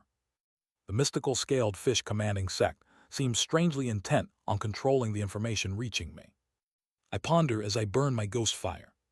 Could they be planning to betray me? I consider the full strength of the mystical scaled fish commanding sect. Using the 4 symbols nascent soul method, they can borrow power from outside to leap over one stage. The combined forces of Hyun Gwai and the heavenly being stage cultivators amount to 4 in the 4-axis stage. In addition, there are 7 nascent soul stage cultivators, which translates to 7 heavenly being stage cultivators. If they form a coordinated formation, their power will increase, so we should consider them as effectively 5 4-axis stage cultivators. Of course, no matter how much external power they draw, they will still only be at the early 4-axis stage. 5 at the early 4-axis stage. And I am currently at the mid 4-axis stage, and if I use the Mad Lord circuits, I am confident I can raise my power to the grand perfection of the 4-axis stage. It might be possible. With my combat experience, it won't be impossible. However, thinking about Hyun Gwai, I can't help but feel a sense of unease. That guy is hiding something. A vague sense of foreboding emanates from Hyun Gwai. I suspect that, if the mystical scaled fish commanding sect were to betray me, Hyun Gwai would be the biggest variable. If they betray me, I should eliminate Hyun Gwai first. Determining Hyun Gwai as the primary threat, I rise to the second floor. For some reason, the second floor is even hotter than the first. Yellow flames flicker brightly everywhere. And I approach the people from the mystical scaled fish commanding sect waiting for me. Senior has arrived, then let's depart. Wait, where are we going? First, We will stop by a place called the human offering altar before heading towards the path to the third floor, and there we will subdue Calamity Flame. Before that, I will be going somewhere for a moment. Where are you heading? Where do the sea demon race offer their tributes? If you head west, you will come across a place called the Sea Offering Altar, but why are you looking for it? There's a sea dragon I need to deal with. I'm thinking of finding some bait for it. At my words, Hyung-Gui nods and says, then we will wait at the human offering altar. I will provide Senior with the coordinates, so please find your way there.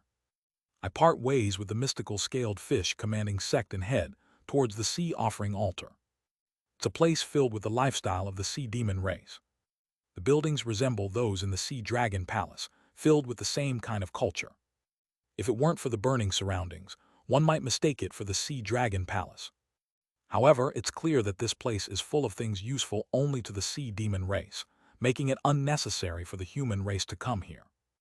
Oh, is that the sea orchid fruit? Seeing the sea orchid fruit, renowned as an ancient spiritual elixir among the sea dragon tribe, I click my tongue. The sea orchid fruit is a unique spiritual fruit that requires absorbing both yin and yang energy to grow, specifically the yin energy of the sea and the yang energy mixed with devilish energy, making it incredibly hard to obtain. But it seems that the storage scroll of lofty dragon true person happened to meet both conditions by coincidence. This is the spiritual fruit CO Rand mentioned. It contains spiritual energy very similar to that of the sea dragon race's power, so consuming it will undoubtedly increase one's cultivation and grant water, attribute supernatural abilities. It's also perfect for extracting spiritual liquid to refine the unique Dharma treasures of the sea dragon race and has the effect of amplifying the sea dragon race's power. Thus, it's essential for any grand perfection 4-axis stage sea dragon aiming to reach the integration stage. It'd make an excellent gift for CO Ran if we meet again later. I mark the sea orchid fruit as mine by inscribing the white orchid blessing incantation inside it. With the white orchid blessing incantation, the sea orchid fruit will grow even fresher. After marking the sea orchid fruit, I move past the sea offering altar area and arrive at a region densely packed with large ancient palaces. There I enter a palace that seems to belong to the human race. The water energy is so strong inside the palace that the flames barely penetrate. However, due to the second floor being hotter than the first, the interior is still warm.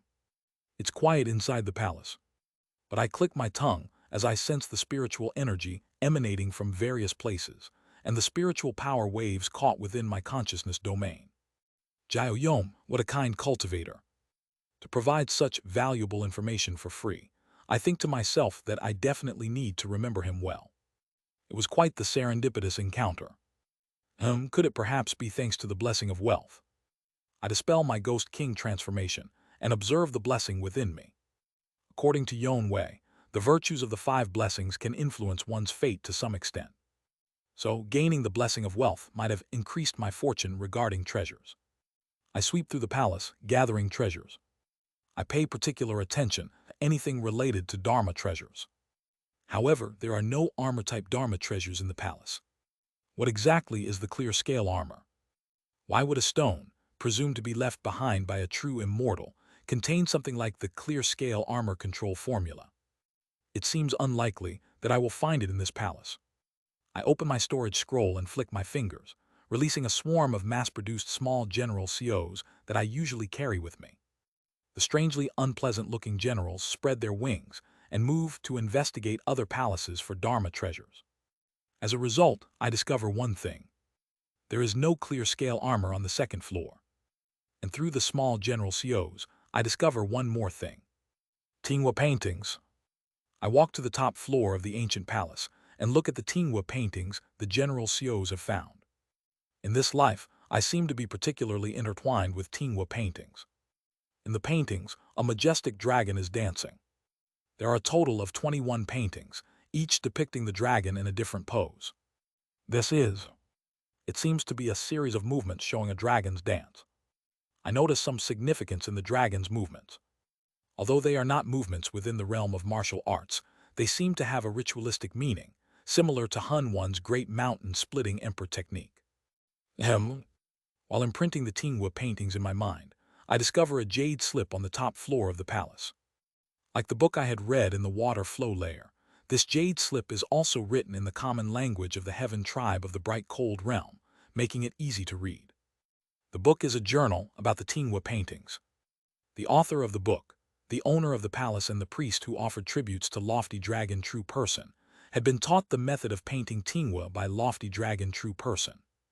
It contains methods and insights on how to paint Tingwas better. While reading the journal, one passage catches my attention.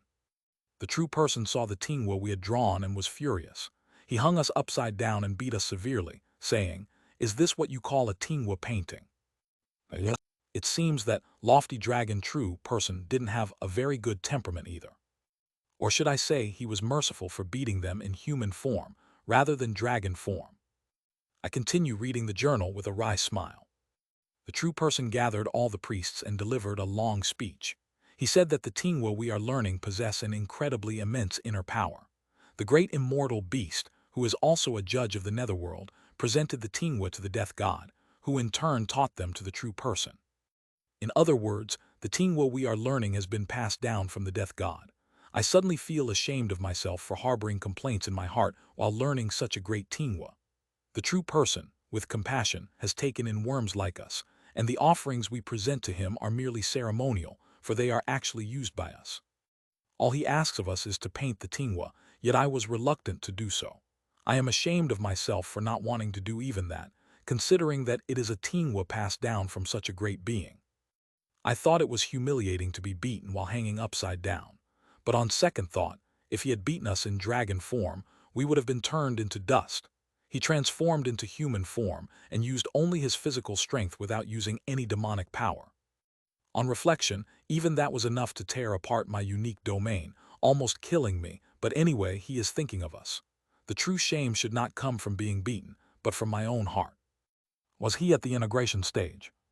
It seems the owner of the palace was an integration stage cultivator, capable of deploying a unique domain. But to have his domain nearly torn apart and almost die from a physical beating by an entering nirvana demon beast in human form. What kind of being is the Lofty Dragon True Person, or rather, the entering nirvana stage beings? Clicking my tongue, I continue reading the journal. There's nothing else that particularly catches my eye. A Tingwa painting passed down from the death god. The style of the Tingwa is strangely similar to those of the Grand Nirvana Temple. Click, click, click, click. A bizarre fortress of puppets is flying through the night sky. Inside the puppet fortress, an old hunchbacked man's eyes flash. The smell, I smell it. He flares his nostrils and licks his lips with bloodshot eyes. Coh, I smell Coh, let's go my love. Coh has finally reappeared, do you see? Come see the celestial energy with me. There, I am meeting with Coh. The mad lord tears at his hair and howls at the sky from the top floor of the wonderfully mysterious fortress. In the mad lord's foresight, a vision of meeting Coh is emerging. Turn westward, fate is guiding me to Coh. That hidden wretch has finally crawled out. Haha, Lord Co, Lord Co, Lord Co, Lord Co, Lord Co, Lord Co, Lord Co, Lord Co, Lord Co, Lord Co, Lord Co, Lord Co, Lord Co, Lord Co. Let's go make Lord Co. In a dark, damp cave, a man with blue hair and white clothes smiles gently as he reaches into the surrounding mist with sparkling eyes. It took a long time, but I found it Taoist Co. His eyes narrow vertically like those of a reptile, despite his human body. So this is your pillar. He laughs as he reaches into the thick mist. Crunch. He clenches his hand. But nothing happens. After a moment of silence, he begins to laugh. Haha, come to think of it, you're still at the heavenly being stage. It's astonishing. While searching for the pillar, I tried to raise the body's cultivation. It must be the talent of the immortal beast derived from this canvas of myriad forms and connections. It wouldn't make sense otherwise if your talent wasn't sealed within it. Smiling meaningfully, he rises from his seat. But that ends now. As long as I grasp attraction force, I can approach the pillar and undo the seal. Now then, let's raise your cultivation to the limit. SSS. The man in white uses a clothing spell to cover himself with a blue robe. Haha, how does it feel, Taoist Co? The day when I obtain your canvas of myriad forms and connections is near. But there's no answer. It doesn't matter. Coatrial keeps laughing as if something is terribly amusing. == Author's note: I want to see the ever-laughing Coatrial break down, but he laughs so much that it might take a long time before he cries out in despair. Translator notes: uploading tomorrow's chapter early because I won't be able to post tomorrow. \\\\asterisk. Discord https://dsc.gg/wetread. Link to donations in the Discord. Chapter 313, Have You Been Well? 3. Join the Discord for chapter updates and important news. Chapter 313, Have You Been Well? 3. I glance once more at the movement of the dragon depicted in the Tingwa painting, then step out from the top floor. The ancient palace mainly houses water attribute methods, among which the method called Salt Sea Returning Due Jade, Chinese letter, Chinese letter, Chinese letter, Chinese letter, Chinese letter, is so powerful that it even stirred my heart. However, to practice it requires either drinking seawater or having water and salt available, so there's no way to practice it at the moment. I simply stored it in my storage scroll. Besides that, a few other water attribute methods caught my eye, but none of them stood out. After exiting the ancient palace, I harvest the sea orchid fruit I had noted earlier and store it before dashing off to the human offering altar area, where I'm supposed to meet up with the mystical scaled fish commanding sect. The surrounding heat is intense, so I transform into a ghost king to cool my body as I fly. The human offering altar area is also vast, similar to the sea offering altar, with spiritual energy waves emanating from various houses and stone buildings, indicating that there are still many things left. When I arrive at the rendezvous point with the mystical scaled fish commanding sect, they are already waiting quietly, having gathered what they could. There seem to be spiritual energy waves emanating from all over the place, but it looks like you didn't gather everything. Haha, it seems that everyone's storage scrolls are quite full. To get what we want on the third floor, we need to leave some space. I see, then shall we get going? Sounds good. Hyung-Gui smiles and leads us onward. We arrive at a narrow path covered with crimson flames. Hyung-Gui frowns as he peers into the path. Having experience in tracking people before, I understand why. Someone has already passed through, the tracks are recent. Hyung-Gui's nose wrinkles slightly. Everyone, it seems that a prior traveler has passed through. We should hurry, these footprints likely belong to the demon race. I remark, looking at the various footprints. Hyung-Gui nods. Jiao Yom, who leads the demon race, is from the blood shark race, and they know how to temporarily satisfy the calamity flame by offering blood. We must hurry. We quicken our pace. Soon we see thick blood mist ahead. Blood sacrifice. I frown. Due to Yuan Li, I loathe and utterly detest human sacrifice rituals like blood sacrifice. As we move further towards the blood mist, we see Jiao Yom and the group of demon race members I encountered earlier. The number of demon race cultivators hasn't changed, so. Upon closer inspection, Jiao Yom is drawing blood from his followers and offering it as a blood sacrifice. Seeing this, Hyung-Gui is startled and speaks urgently. Damn it, senior, everyone. It looks like these demon race bastards are trying to tame the calamity flame. If they manage to control the calamity flame, it will be a huge problem. We need to hit them from behind now. Hyung-Gui gathers energy in the form of a black dragon and sends it flying into the blood mist. Boom! Explosion resounds, and Jiao Yom's voice echoes from within. You damn human race bastards. I heard everything. Yes, it's not the first time we've been ambushed by you human race, so I'll let that pass. But it seems there's a misunderstanding.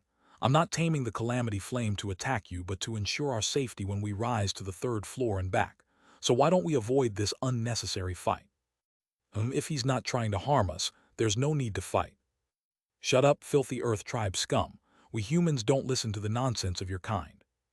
What nonsense are you spouting to this elder? Die, you Earth tribe trash. How dare you speak to this elder like that? Die, garbage Earth tribe. Daring to block the way of the mighty human race, it's been a while since I've tasted Earth tribe flesh. Despite Jiao Yom's words, the mystical scaled fish commanding sect cultivators taunt him and exude fierce fighting spirit. Jiao Yom, appearing enraged within the blood mist, shouts back. Arrogant and self-righteous human race scum, then I will show you the power of the calamity flame. Even if you are a hedonistic murderer, you can't ignore it. Jiao Yom mocks someone as a hedonistic murderer. Is there such a person among the mystical scaled fish commanding sect? They are people one really can't let down their guards around. If there's someone with a strong tendency towards hedonistic murder, it wouldn't be bad to eliminate them here. Huaruraruk. A black flame tinged with blood bursts out from the blood mist towards us. The massive black flame, like a living wave of fire, surges to engulf us. Is that the calamity flame? Sensing the pain and resentment within the black flames, I unleash ghost fire. Yes, it's a flame born of curses. That's what makes it terrifying. It's neither purely a curse nor purely a flame, so to suppress it, you need a curse sorcerer, a fire cultivator, and yin energy. Kagagugugu. The mystical scaled fish commanding sect cultivators step forward and erect a wall of yin energy. I observe the calamity flame and let out a sigh of admiration. At the same time, I notice the demon race manipulating the calamity flame with blood from behind. Interesting, they control the calamity flame by feeding it blood. The spiritual energy in the blood must be the key. I notice a similarity in their manipulation to how Yuan Yu had his blood body taken over by Ohaisio, controlling the blood with Teiji to manipulate the body. After observing their techniques for a while, I extend my left hand. I've seen it well. Huaruruk. Ghost fire spouts from my 36 eyes. Then I should repay the favor. I raise my left hand and mutter. Yin Sol, Chinese letter, Chinese letter. Kagagaguhu. Curses pour out from my 7 orifices. Though I say 7 orifices, since my skulls lack nasal bones, all merging together, it's actually only 6 orifices. In total, 108 holes spew forth curses. My curses had already surpassed the limits of numbers like 108 or even thousands at the time of chi building. Since then, my curses have essentially needed to be judged more by their density and range rather than by their count. During the chi building stage, my curses filled a radius of 30 zhang. During the core formation stage, my curses filled a radius of 300 zhang. At the nascent soul stage, my curses filled a radius of 30 li. And at the heavenly being stage, my curses filled a radius of 3,000 li. Then, what about now that I have reached the 4-axis stage? Who? I exhale. Even the mystical scaled fish commanding sect cultivators, excluding the enemy demon race members, have looks of astonishment on their faces, their eyes bulging. Even Hyung Guai, who always subtly looks down on and ignores me, can't help but show a look of interest at this moment. Ghost curse, Chinese letter, Chinese letter. Chua. The entire Dao departure layer of the 2nd floor of Lofty, Dragon True, person's storage scroll turns pitch black. The few other heaven tribe groups except the human race, demon race, tall tree race, and paired wings race. The cold spirit race, spirit scale race, and leaf race cultivators have just reached the end of the water flow layer and are at the entrance to the Dao departure layer. There's nothing of value aside from the turbid devil, liquid inside the fire corpses. Since none of us are devilish cultivators, it's best to sell it to a cultivator who practices devilish arts later. Well, turbid devil liquid isn't bad, but it's quite disappointing considering we risked our lives fighting the fire corpses. Aside from the fire corpses, everything on the 1st floor was taken by the human race, demon race, and 4-axis stage seniors, making it hard to find anything worth taking. They all sigh in unison. Well, it's to be expected from the peach garden painting like water flow layer. Let's keep our spirits up. The real treasures are in the Dao departure layer.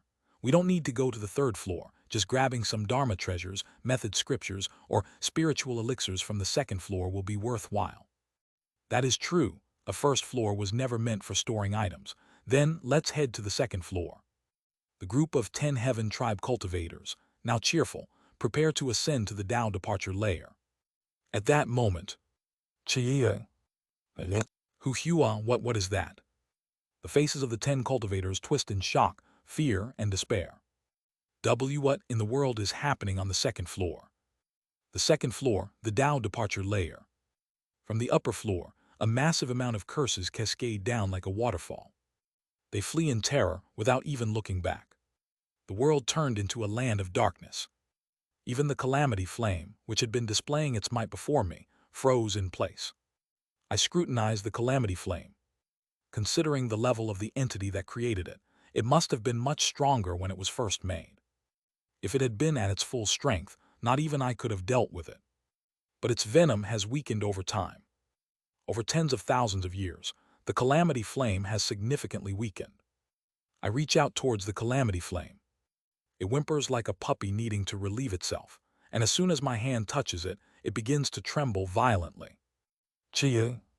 I start converging the curses scattered across heaven and earth into a single point. Kuaruraruk. The curse formed this way exudes a venom comparable to the curse previously created by me and other curse sorcerers at the mystical scaled fish commanding sect.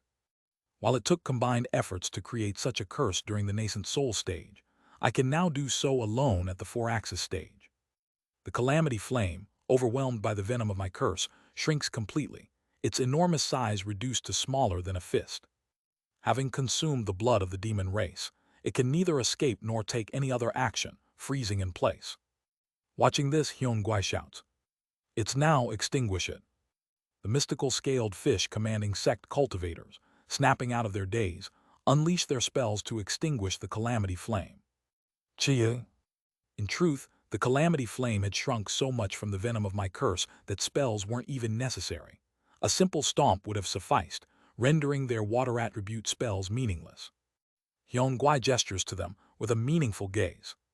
How is it, wasn't it worth following my suggestion? The mystical scaled fish commanding sect cultivator breathe a sigh of relief. As expected of Taoist Hyun-Guai. I believed in you, hee. On the surface, it seems like they are celebrating my recruitment, but I remain vigilant, sensing their uneasy intent. I turn my gaze to the demon race. Ho, fast indeed. To my surprise, Jiao Yom has already escaped to the 3rd floor. If he hadn't fled after witnessing the curse, he'd either be a bold hero or a madman. The other demon race members begin to notice Jiao Yom's escape belatedly. The faces of the heavenly being demon beasts turn pale as they meet my eyes. I, exuding the lingering venom of the curse from my 36 eyes, speak. Come here, I have a few questions. Once I've satisfied my curiosity, I'll let you rest peacefully, so don't worry. I'm not a hedonistic killer with a pleasure for slaughter, nor do I have a reason to kill those who have lost their will to fight, so I speak to them as kindly as possible. I intend to let them rest peacefully on the 2nd floor, as long as they don't interfere with our objectives on the 3rd floor. However, for some reason, the demon race cultivators start screaming in terror. Hey, Elder, please spare us. Damn it, I need to get out of here. Run, if we get caught by the old monster, we're dead. They all scream and scatter in all directions in a frenzy. Seeing them transform into their true forms and flee frantically, I feel a sense of absurdity. I won't kill you. It seems they misunderstood that I was going to kill them, probably due to their harsh lives. Considering the nature of the human race, it's a reasonable misunderstanding. Or they might have been scared because of the infamous hedonistic killer among the mystical scaled fish commanding sect. In times like this, they're no help, these mystical scaled fish commanding sect guys. Bringing someone with such a bad reputation along on this storage scroll journey just draws unwanted attention. However, letting the demon race go here isn't an option. I need to ask them about the control technique they used on the calamity flame. I might find a way to completely free Yuan Yu's body from Coatrial's influence, so it's crucial. All of you stop right there. Ooh yo. Duck duck duck duck. I operate my spell. Under the influence of my death aura, the surroundings start to turn into a desert. Dust and sand flies everywhere. Great Desert to Dead Sea. Cross-sectional divergence. Chinese letter, Chinese letter, Chinese letter, Chinese letter. Kagagugu. The manifestations of death, attached to my shoulders, begin to pull away from my body. The deaths of my 18 lives. Those manifestations. As soon as they are drawn from my body, they each form a physical body with their ghostly energy. 18 clones, each as powerful as a ghost king who has mastered the ghost immortal QE devilish secrets to the extreme, appear. In return, I lose everything above my neck, but it doesn't matter. Losing my head isn't something new to me anyway. Capture them. Ooh, ooh, well, ooh, yo. The manifestations of death, each a heavenly being ghost king, scatter in all directions and fly toward the demon race.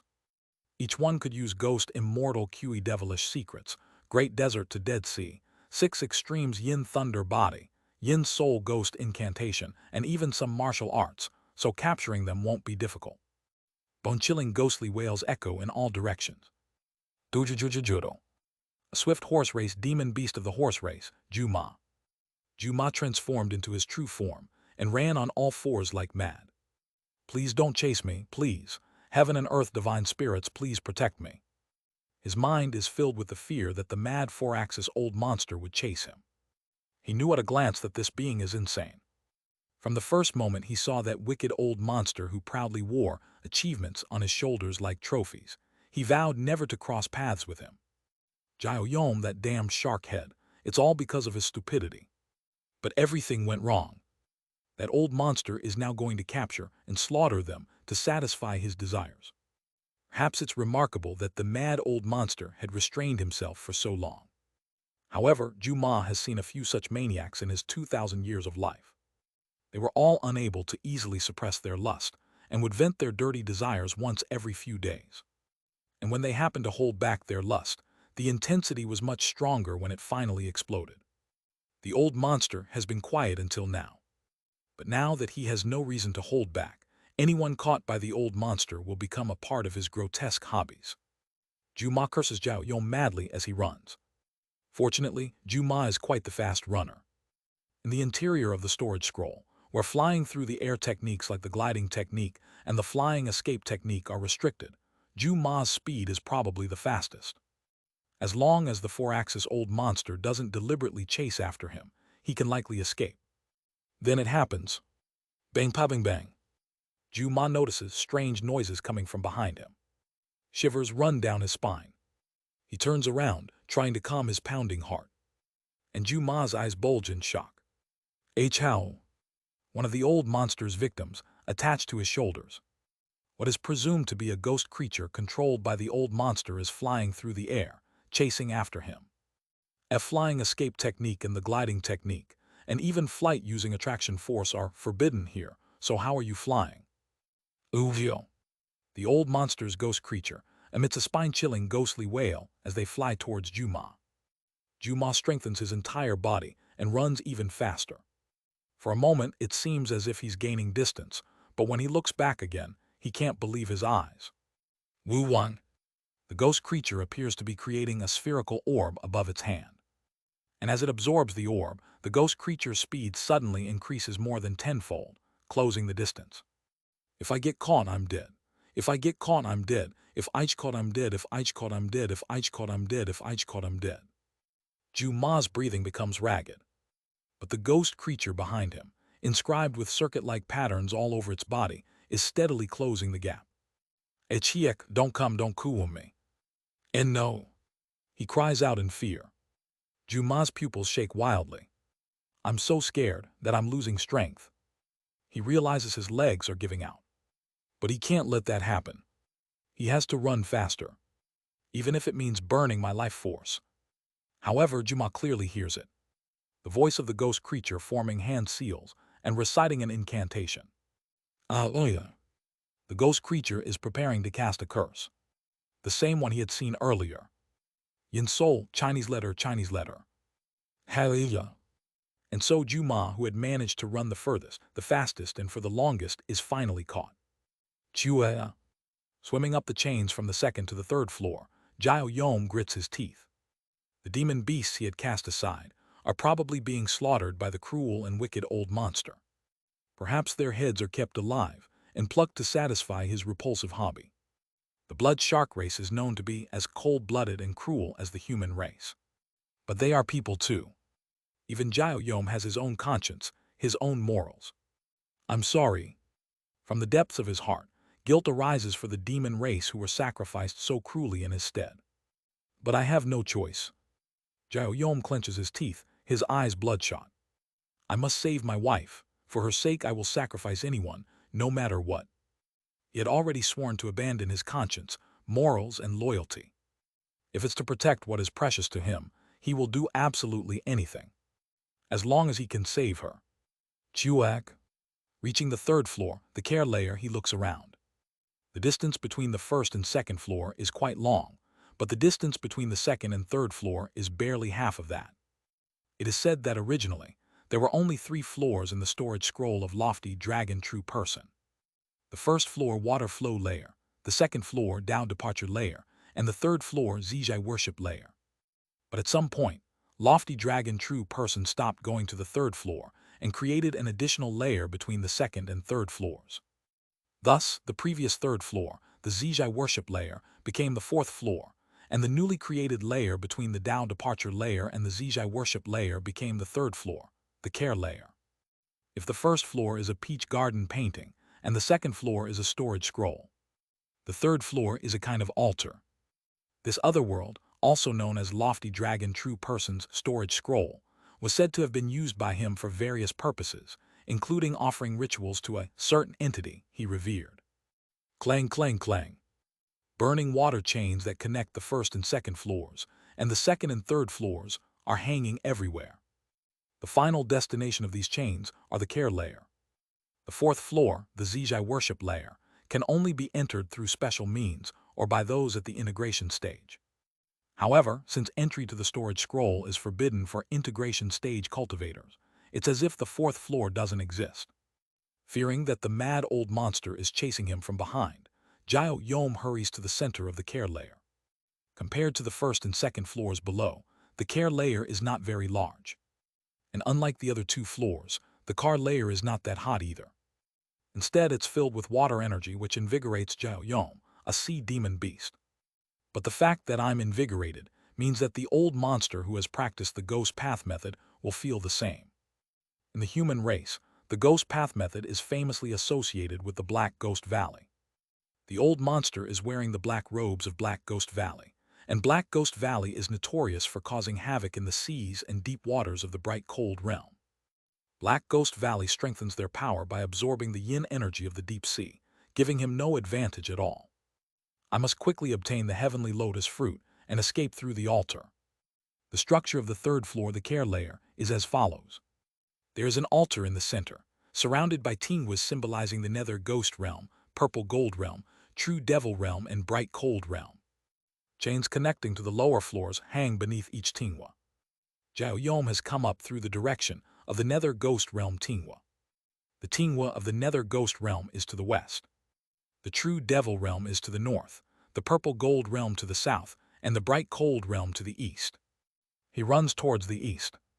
During Lofty Dragon True Person's lifetime, this place served as an altar, but during his battle with a certain entity from the true devil realm, it is said that in order to seal the power of the entity from the true devil realm, he took away another power called karmic fire, Chinese letter, that the being wielded and sealed it under the melia tree he had nurtured in the care layer. Tag.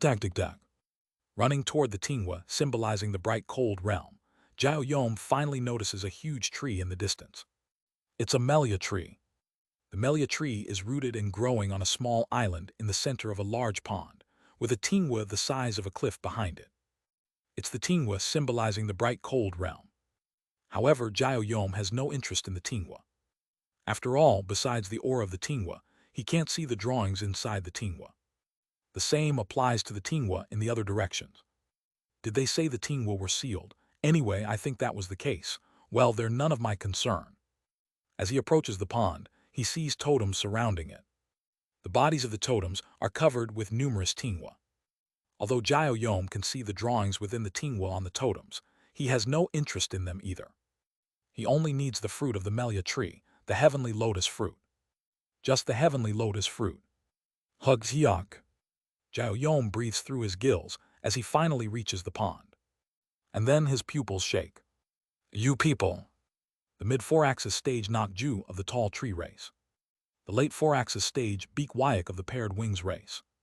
The two heaven tribe cultivators have already arrived and are holding the heavenly lotus fruit from the melia tree. The melia tree is one of the tree species found in the bright cold realm. The heavenly lotus fruit is also a common fruit and is often used as a medicinal ingredient. However, what Jiao Yom seeks is not an ordinary melia tree. The true melia tree. His goal is the true melia tree cultivated by true immortals, and as far as he knows, the true melia tree famous for being part of the diet of true immortals can only be found in the storage scroll of Lofty Dragon True Person. What he wants is the heavenly lotus fruit of the true melia tree. And in the case of the true heavenly lotus fruit, unlike other melia trees, Only a single fruit is grown once every several thousand years. Haha, Taoist knock, Taoist beak. Zhao Yom laughs awkwardly. He has to obtain it. It's an essential elixir for his wife to rise again. It's rude of me, but the heavenly lotus fruit is a fruit I desperately need. If you wish for any Dharma treasures or elixirs, please let me know. I have swept them all from the first and second floors. If not, I also have a lot of spirit stones, so I'd like to purchase it. Would you perhaps consider exchanging it with me? However, Nakju shakes his head. I'm sorry, Cultivator Jio. That seems difficult.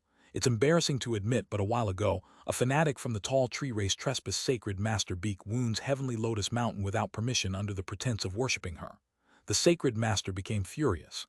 As a result, the tall tree race is currently facing a calamity, so we must offer the heavenly lotus fruit to avoid further disasters.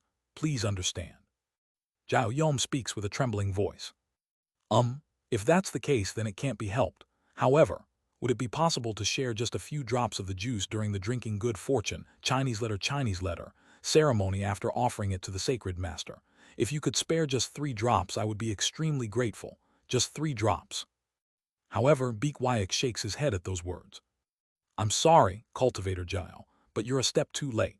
The juice of the heavenly lotus fruit has already been requested by the Grand Perfection Integration Stage Grand Cultivator Beak Myong from our paired wings race.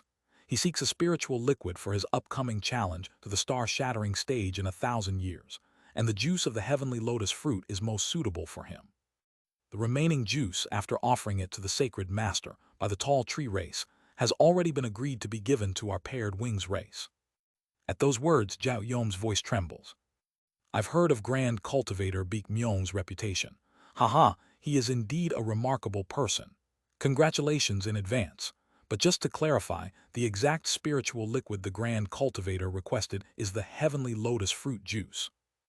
Not exactly, but honestly, there aren't many spiritual liquids as effective as the heavenly lotus fruit juice.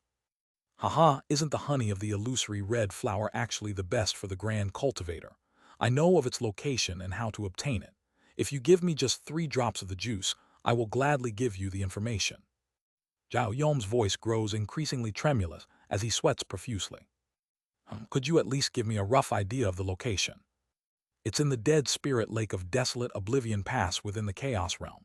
I can tell you the method to obtain it as well, so please, just the juice. However, Beak Wyack furrows his brows instead. Desolate Oblivion Pass. That's right next to the Heart Tribe territory. Are you asking me to go to my death? That place is full of slaves once driven by our paired wings race, and those infuriated wretches will swarm me in no time if I go there. You can't call that useful information. I'm sorry, but the juice is important to us too, so we can't give it away. Zhao Yom glances nervously behind him and looks at Nok Ju with a trembling voice. Cultivator Nok, is there really no other way? I'm sorry, but I've already made a promise with Cultivator Beak, so there's really nothing I can do. You didn't swear on your nascent soul, did you? I can pay any price. It's not an oath on the nascent soul, but Cultivator Beak and I formed an alliance while climbing up here. Our heaven tribe does not shamelessly backstab others in the back. 3 drops, just 3 drops. I'm not asking for much. I'll offer all the artifacts and elixirs I obtained from this exploration of the storage scroll. What use would I have for the elixirs and Dharma treasures of the Earth tribe? I've also collected many things that are effective for the Heaven tribe. However, Nakju speaks with an indifferent expression. I'm sorry, but it's really not possible. This is a matter for our tall tree race and to appease the wrath of sacred Master Beak Woon, a matter for the greater good. It's also better for the entire bright cold realm. Whatever the reason may be, put aside your greed and step back. Beak Wyack adds, like Cultivator Nok, I am also doing this for the greater good. If Grand Cultivator Beak Myong becomes a star-shattering esteemed one with the help of the heavenly lotus fruit juice, the power of the heaven and earth tribes will increase, allowing us to exterminate the heart tribe and act more dominantly in the middle realms. Isn't this also for the greater good of the bright cold realm? Sneering, he asks, why are you so desperate for the heavenly lotus fruit?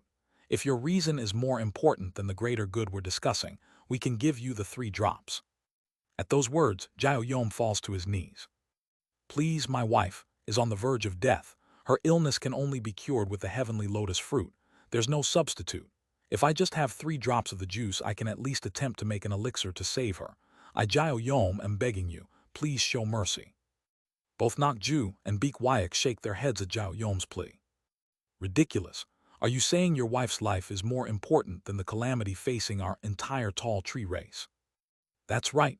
The rise of our paired wings race depending on this goes without saying, but with the birth of an esteemed one, we can crush the Heart Tribe's forces and reclaim our slaves, and perhaps even eliminate our worries about the Blood Yin realm. Yet you prioritize your personal affairs over such a significant cause. You should be ashamed. Jiao Yom bows his head to the ground, begging. 3 drops, just 3 drops are enough. I beg you. This lowly earth tribe pleads with the noble heaven tribe, please. Nok Ju and Beek Wyack sneers. Beek Wyack especially laughs openly, mocking Jiao Yom. Ridiculous. Are you trying to undermine the greater good of the entire bright cold realm and the heaven and earth tribes for 3 drops of juice? What if the grand cultivator fails to become an esteemed one due to those 3 missing drops? Will you take responsibility? From the start, you failed to understand the greater good due to your selfishness. Are you perhaps a Heart Tribe spy? Haha, indeed, isn't it already suspicious that your wife desperately needs the heavenly lotus fruit which the Heaven Tribe's 2 heads have their eyes on? Ah, perhaps. I see. Cultivator Jiao, your so-called wife might be a Heart Tribe spy who approached you. Be careful. The 2 cultivators of the Heaven Tribe laugh and jeer at Jiao Yom and his wife, calling them Heart Tribe spies. Nok Ju in the mid-4-axis stage, Beek Wyack in the late 4-axis stage, and Jiao Yom in the early 4-axis stage. Their numerical and cultivation superiority allows them to belittle him in this manner. And Jiao Yom fully understands this. He has always been aware of his situation. Therefore, he thought he could rationally navigate through the current predicament. However, for some reason, he feels as if his mouth is moving on its own. You trash. Never before has he acted this way. He is a member of the blood shark race known for their cold-blooded nature, always calm and ruthless. Yet for some reason, Jiao Yom can't control his mouth. I'm telling you that there's no substitute. 3 drops, just 3 drops will do. The offering to the sacred master doesn't have to be the heavenly lotus fruit, and it doesn't have to be you who offers it either. You're just looking for it to boost your own achievements.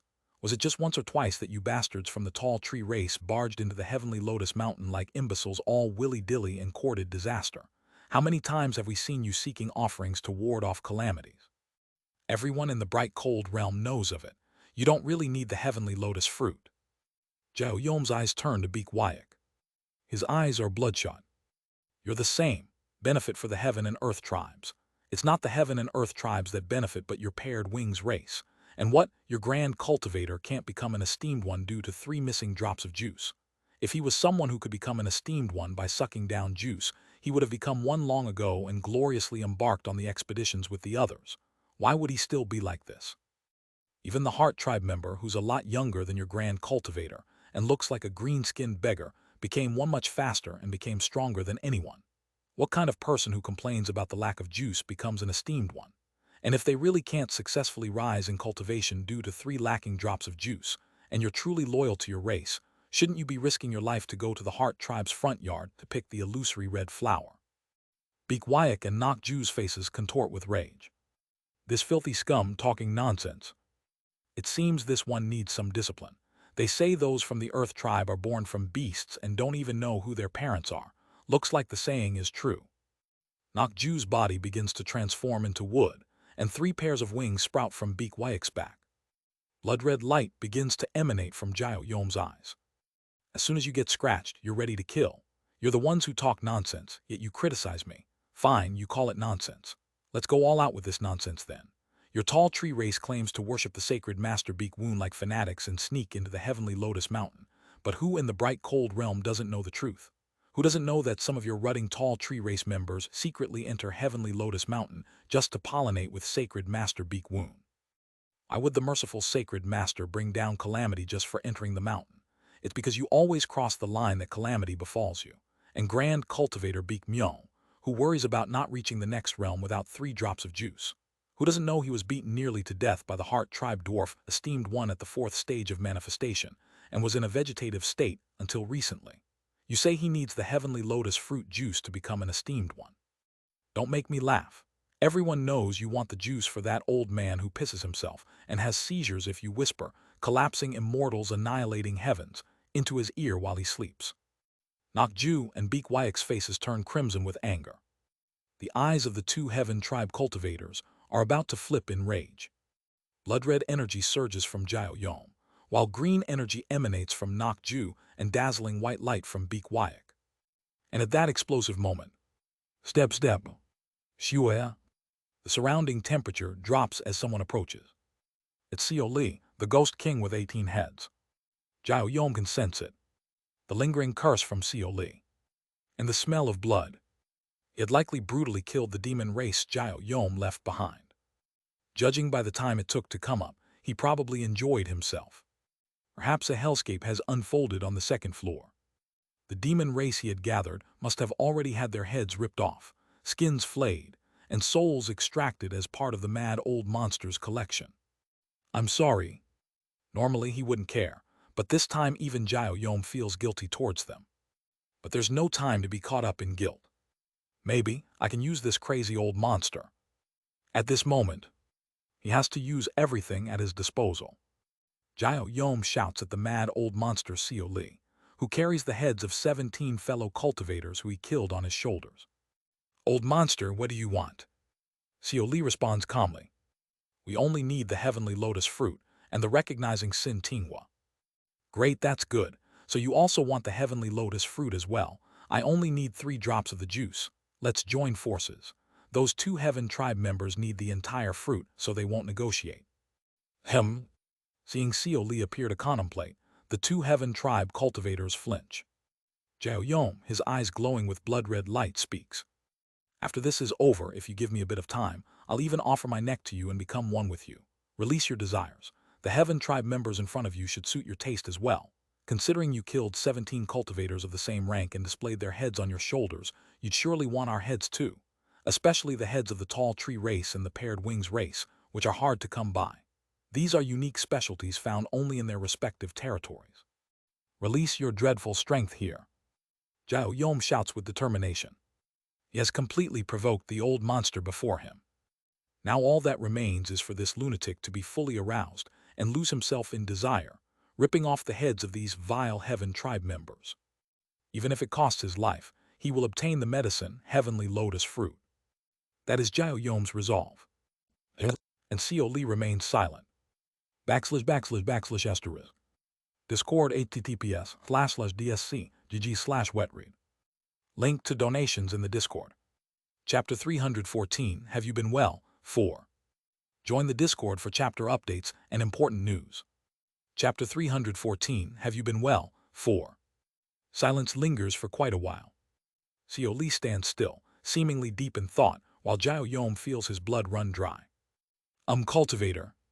At Jiao Yom's words, Xiao Li looks at them with eyes flickering with ghost fire. Damn it, what is he thinking? Despite the significant differences in appearance among the various races, making it difficult to read expressions or interpret body language correctly, living beings generally share some common facial cues, like frowning. While it was indeed challenging to understand the expressions of the rotting owl race, fungal bone race, and the cultivators of the insect race due to their vastly different lifestyles, Jiao Yom is familiar with the expressions of the human race, who frequently trade with the blood shark race. However, in the case of the madman in front of him, whose face is a skull, it's impossible to discern what he is thinking. As Xiao Li's silence continues, the 2 heaven tribe cultivators who had been tense begin to laugh awkwardly. Haha, human race Taoist, you appear to be a cultivator from the Black Ghost Valley. May I ask why you need the heavenly lotus fruit? Xiao Li does not respond. Seeing this, Nakju and Beak Wyak laugh. If it's spirit fruits you need, we can compensate you later with fruits cultivated by the tall tree race, such as the tea energy fruit, the sea orchid fruit, the deep sea fruit, the island flame fruit, and such. As a cultivator from the Black Ghost Valley, wouldn't these spirit fruits with deep sea attributes be extremely useful to you? Our paired wings race will also offer compensation if you yield the heavenly lotus fruit. I've heard that your Black Ghost Valley is recently establishing roots in our race's territory. We are willing to support the Black Ghost Valley at the racial level, so don't listen to that Earth Tribe scum. Let's band together as fellow Heaven Tribe members and kill that Earth Tribe scum. What do you say? Finally, Seo Lee opens his mouth. No. Him? What did he say? Please say that again. The three four-axis cultivators focus on Seo Lee. Then Seo Lee speaks a little louder. I'm saying I'm not a crazed hedonistic murderer. His words bring silence to the room. Nakju and Beek Wyack laugh awkwardly. I see, that's right, that can be the case. Our paired wings race also has people like you who call themselves artists. Of course, none are as tremendous an artist as you, who called you a hedonistic murderer. Your actions are artistic expressions. Laughing awkwardly, Beek Wyack especially showers Seo Lee with praises to win him over. And Seo Lee falls silent again. Jiao Yom smirks as he watches the two Heaven Tribe cultivators laugh awkwardly. Pathetic fools. They are pathetic. These guys lack determination. They only want to escape the current crisis. They can never compare to someone determined like himself. Therefore, he will win in this situation. That's right, that paired wings pigeon is correct. Fellow cultivator is most definitely an artist. Those things on your shoulders must be your masterpieces. They are undoubtedly excellent artistic expressions of fine form. I understand your artistic expressions. Up to this point, Beek Wyack had said similar things. But Jiao Yom ponders over his words and takes it a step further. However, do you think those Heaven Tribe fools understand your art? Absolutely not. They are just flapping their gums to escape the current situation. I, Jiao Yom, dare to say this. As someone who understands your expressions of art, I am willing to become your work. Please give me the opportunity.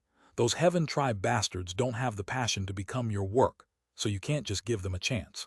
So, let's join forces to rip off those liars' heads and then turn me into your masterpiece. Jiao Yom smiles bitterly.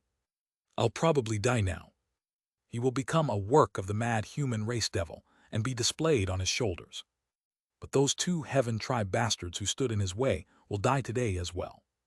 At Jiao Yom's words, Nakju and Beek Wyack's faces turn pale. The three four-axis cultivators' gazes are fixed on Seo Lee. Everyone is waiting for Seo Lee's decision. I'm speechless and stay silent for a long time. Damn it, has everyone been looking at me with those kinds of eyes all this time? The mad hedonistic murderer that made the demon race scream and run away was apparently me the whole time. Just how are they seeing me to think that I'm such a depraved being? I'm not even Yuan Li, and I feel extremely displeased being treated as such. I'm not even the unpleasant-looking bizarre monster General Seo, so what's wrong with me? Suddenly, I feel a surge of indignation. And for some reason, I feel a prickling sensation deep inside my heart essence again. I press my head, feeling the headache. Well, yes, human aesthetics are diverse, and given that these are different races, they might find me frightening due to their different aesthetic senses. The main problem seems to be their misconception that I am carrying around the heads of other four-axis stage cultivators. I decide to clarify the misunderstanding. This is not artistic expression. However, Nakju, Beek Wyack, and Jiao Yom nod fervently and respond in strange agreement.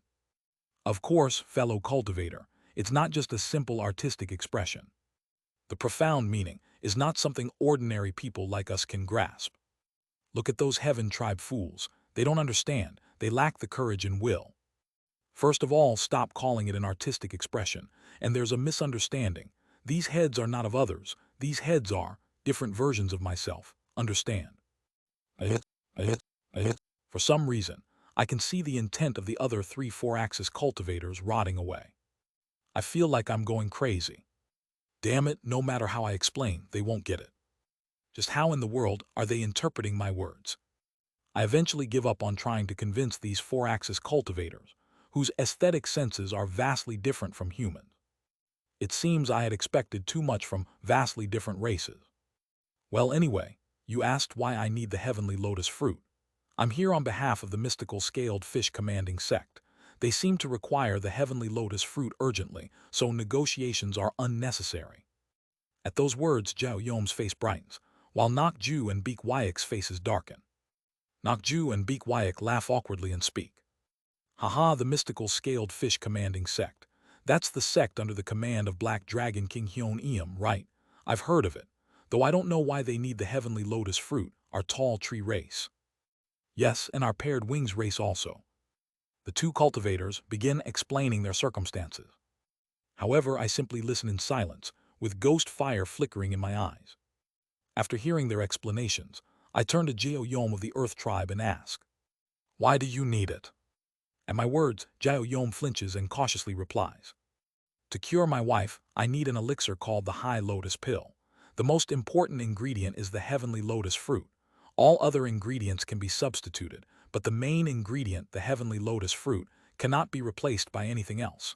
Just 3 drops of its juice will suffice." Please, I beg you. Without my wife, my life is meaningless. I am a sinner and a trash-like person, but my wife is an innocent and kind person. Please. I look at the begging Jao Yom and the Heaven Tribe cultivators, who have come with important missions for their respective races. In my heart, I want to use the 1,000 lustrous forest C or Yuan Li's secret technique to quickly cultivate the heavenly lotus fruit, just as I had rapidly cultivated the longevity fruit before. However, even at a glance, the heavenly lotus fruit in front of me possesses such immense spiritual nature that even the longevity fruit can be considered insignificant in comparison.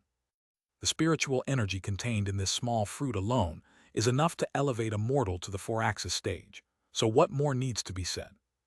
Moreover, the subtle divine aura I sense instinctively tells me that the heavenly lotus fruit can never be artificially cultivated. It's unfortunate, if only there's a way to satisfy everyone. But it seems that won't be the case. Thus, my decision is already made. I'm sorry, but from what I've heard, you two seem to have substitutes, but it appears that both I and this fellow do not. Jao Yom's wife and the mystical scaled fish commanding sect. Both require the heavenly lotus fruit for their purposes. The mystical scaled fish commanding sect also has the significant goal of escaping Hyun Eum's grasp, so their justification isn't lacking. Of course, there's no need to explain all this, so I look at Jao Yom and speak concisely. "And your story moved my heart the most. I will help you. Thank. What is your wife's cultivation stage?" "She is in the same 4-axis stage as I am." "Oh, I see. Then once she recovers, I'll make sure to pay a visit, even if it's only to check up on your well-being. Stories of true lovers always move my heart." I laugh heartily and pat Jao Yom on the shoulder before stepping forward. No matter how many times I think about it, I'm weak to stories of lovers. My disciples Khwa and Manho, Su In and Hong Yon from the Devil Realm, Jian Myeonhoon and Jin Sohei too, and myself as well.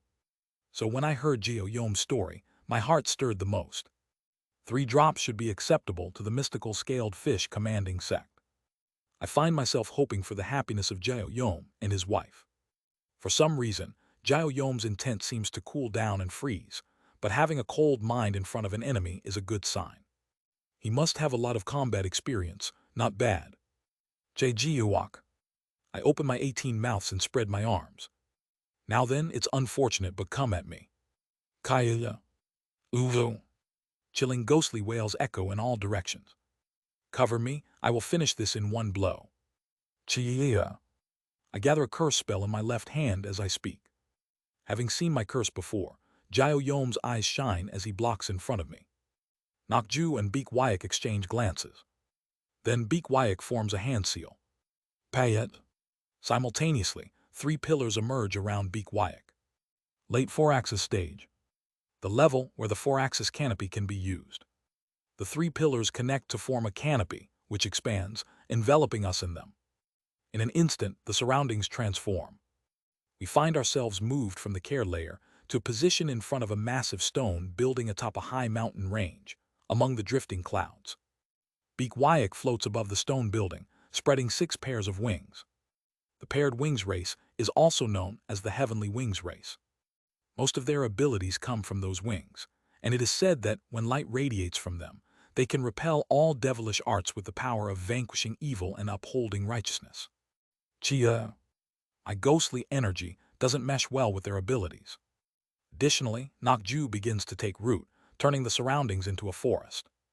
One side has vanquishing evil and upholding righteousness, and the other has the wood attribute. Wood overcomes earth, so the wood attribute is the worst match for my yin attribute method. Yin corresponds to kun, kun corresponds to earth. Moreover, this place is inside Beak Wyack's canopy. Inside here, Beak Wyack is practically no different from a grand perfection 4-axis. Kagagugu. Beak Wyack's light shines down on Jao Yom, while Nok Ju's summoned forest moves as if alive, restricting Jao Yom's movements. Guaya. Jao Yom transforms into his true form and begins to grow larger. His true form is a giant blood-red shark, summoning blood-red seawater around him.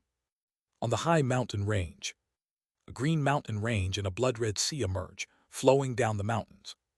Nok Ju's forest binds Jao Yom, and Beak Wyack begins descending toward me. Chiya. The light from the grand perfection 4-axis Beak Wyack bears down on me. Orthodox axis foundation I sense the precise power of the 5 elements within Beak Wyack's body, and my eyes shine. It's an orthodox axis foundation obtained through proper rituals, not through killing others. Although it's a 5 elements axis, it is definitely far more stable and powerful than the typical heterodox axis foundation cultivators. Kagaguguk. The mountain range's attraction force holds me down. The attraction force intensifies, crushing me with the light. As long as I am inside Beak Wyack's canopy, the attraction force is entirely under his control. Resisting Beak Wyack's attraction force, I emit my own attraction force and complete the curse spell. Bathed in light, Beak Wyack calmly raises his hand. Flash. The radiant light pours down on me. The cursed domain surrounding me shrinks. Vanquishing evil and upholding righteousness. Good, then let me try. I reverse the curse. The white orchid blessing incantation envelops the surroundings. The curse transforms into a blessing, shining white, and begins absorbing Beak Wyack's light instead. What? Beak Wyack looks flustered, but the white orchid blessing incantation has already grown to cover the entire mountain range, devouring his light. Sensing the crisis instinctively, Beak Wyack stops emitting light and binds the blessing with attraction force. And as soon as I feel the light of vanquishing evil and upholding righteousness disappear, I reverse the curse again. Payet. The curse spell, which has turned black again, converges into a single point. The pitch-black curse burns ominously on my hand. Damn it. Realizing the danger of my curse, Beak Wyack widens the distance between us. But it's useless. Wu-wung. I release gang spheres around me and reabsorb them into my body. Buung. In an instant, I reach in front of Beak Wyack and thrust the curse towards him. I'll get away. That'd be difficult. I dodge the clumps of light he fires and close the distance to him. Sensing the danger, he urgently projects light from his wings. Instead of radiating light as before, the wings split into thousands of pieces. The fragmented wings become hands of light, flying towards me. I try to dodge, but the attraction force slows me down, and I am eventually caught by the hands of light surrounding me. Got you, now die. Got me. With the curse spell still on my left hand, I ignite ghost fire. Kikajijik. Kikajik. Circuits begin to engrave themselves across my body.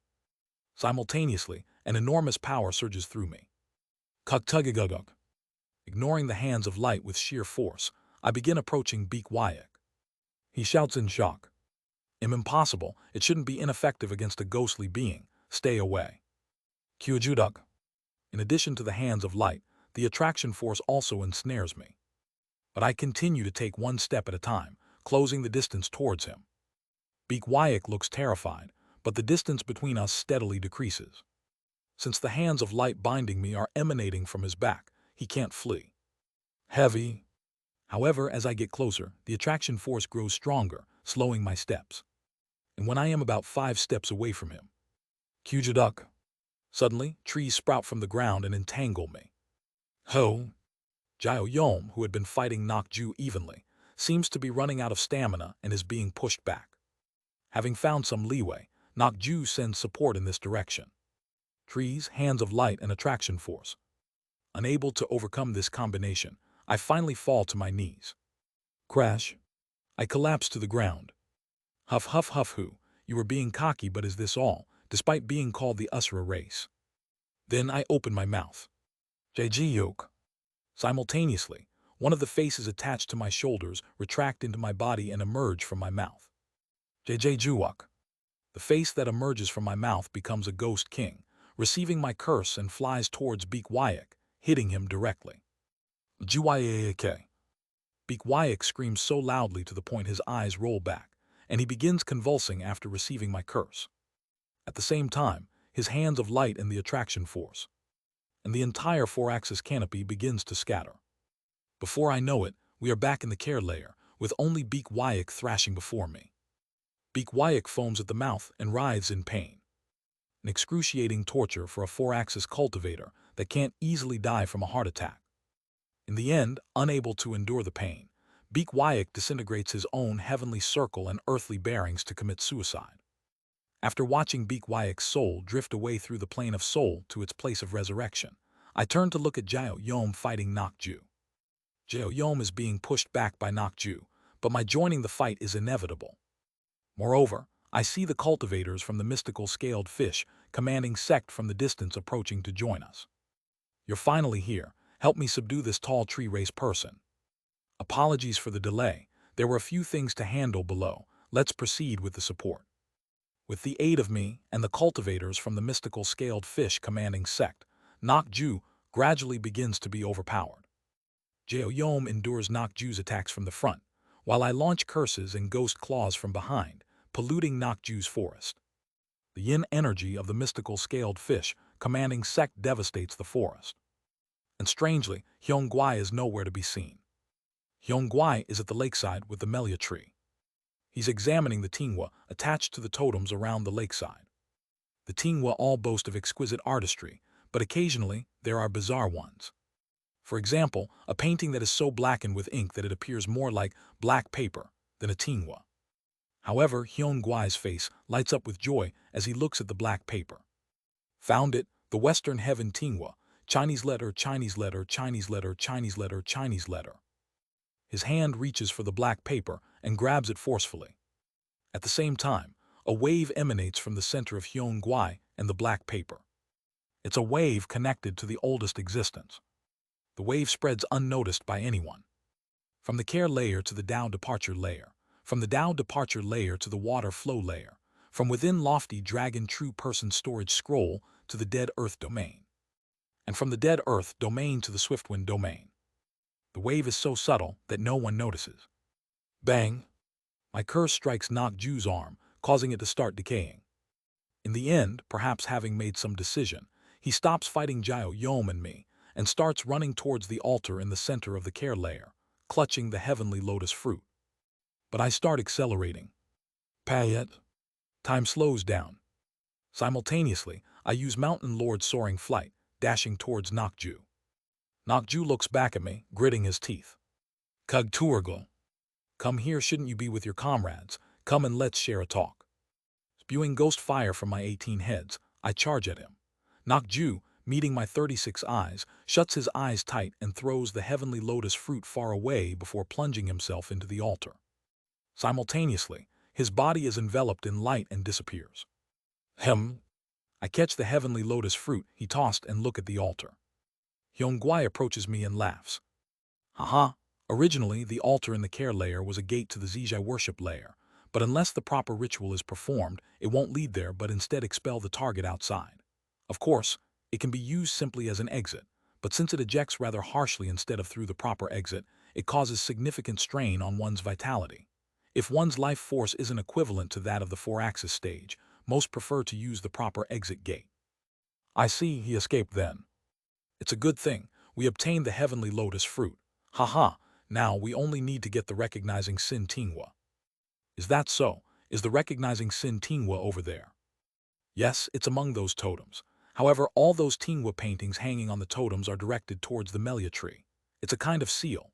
The power of karmic fire that was once possessed by the entity from the true devil realm is sealed in the Melia tree, and the Tingwa paintings are preventing its heat from leaking out. So, we must be careful not to damage the formation while retrieving them. It will take a bit of time. Understood. I'll hand over the heavenly lotus fruit first. I just need to help find the recognizing Sin Tingwa as well. That would be appreciated. And I have a request. What is it? I speak while gesturing towards Jao. We obtained the heavenly lotus fruit from the Heaven tribe thanks to his help. How about giving him some of the fruit juice? Of course, would a cup's worth be sufficient? That should do. How long will it take to find the recognizing Sin Tingwa? About 1 meal's time, please wait a moment. Got it. I nod. Hyun Guai approaches Jao Yom, extracts the juice from the heavenly lotus fruit, and pours a cup into a small gourd flask for him. Tears flow from Jao Yom's eyes as he thanks Hyun Guai. Looking at the juice, he turns his gaze to Seo Lei. Now it's time to settle the debt. Since he made a request to the devil, it's time to pay the price. He approaches Seo Lei hesitantly. I have one request. What is it? Before you turn me into a work of art, please allow me to deliver this juice to my wife. Seo Lei remains silent for a moment, and then sighs as if something is unfair. Haya. As blue breath spews from his 18 mouths, Jao Yom flinches. I won't turn you into a work of art. Pardon? Go to your wife, I'll let you go. Is that really true? Seo Lei, attempting to show the warmest expression possible, speaks, though being only a skull with no expressions, it only sends chills down Jao Yom's spine.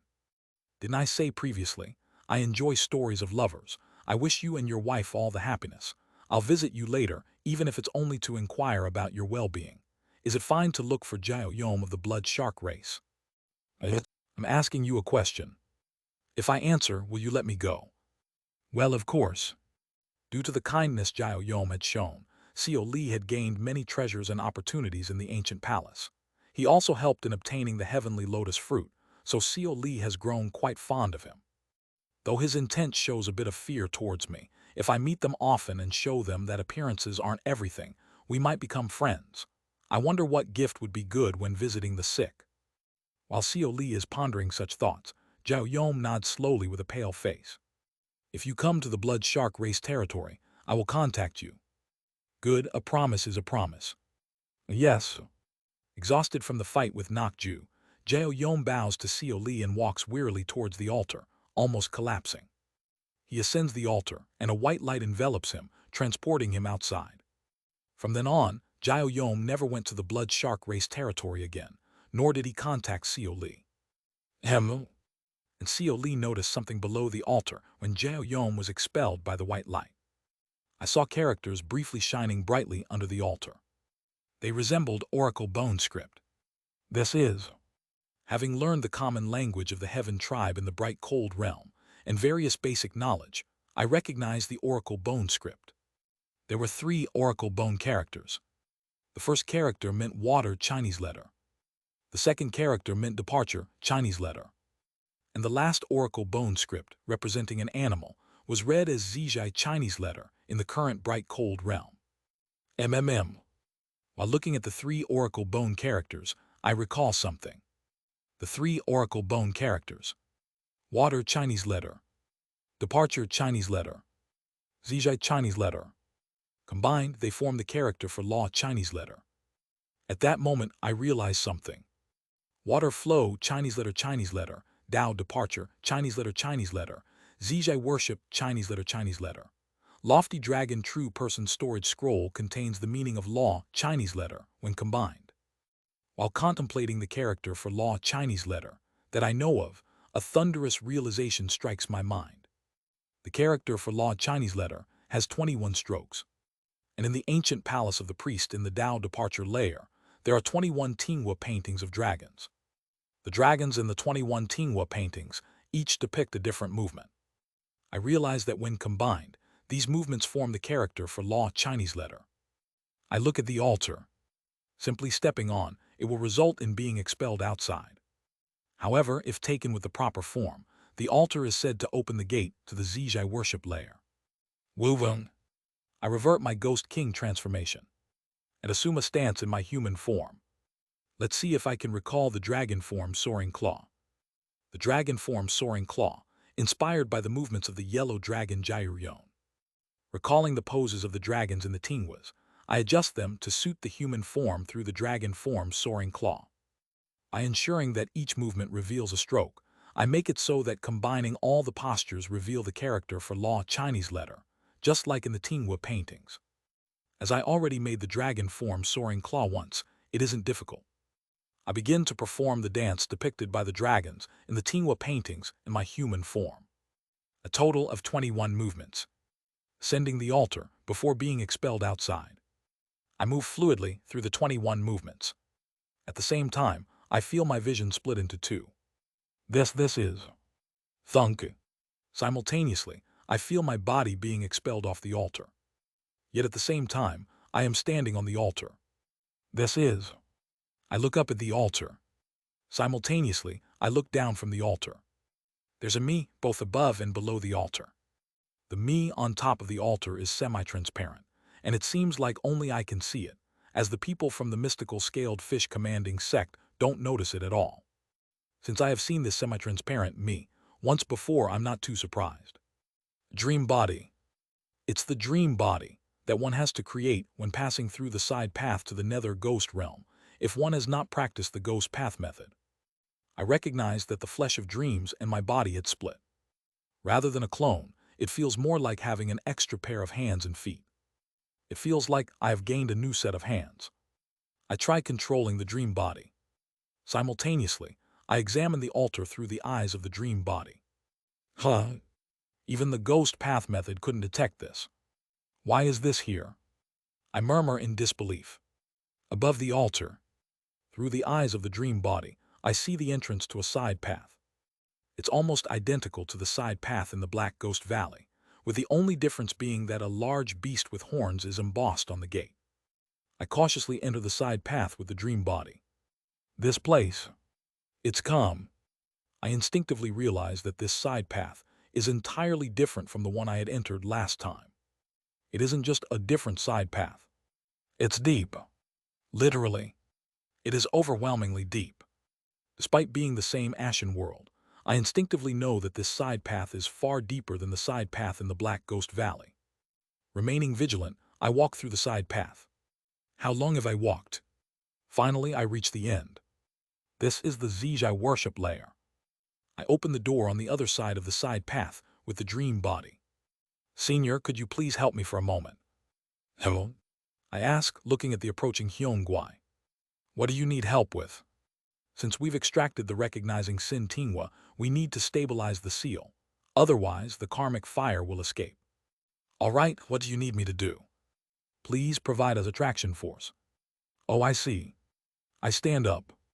Then, placing a hand on Hyung-Gwai's shoulder, I activate a curse. Chia.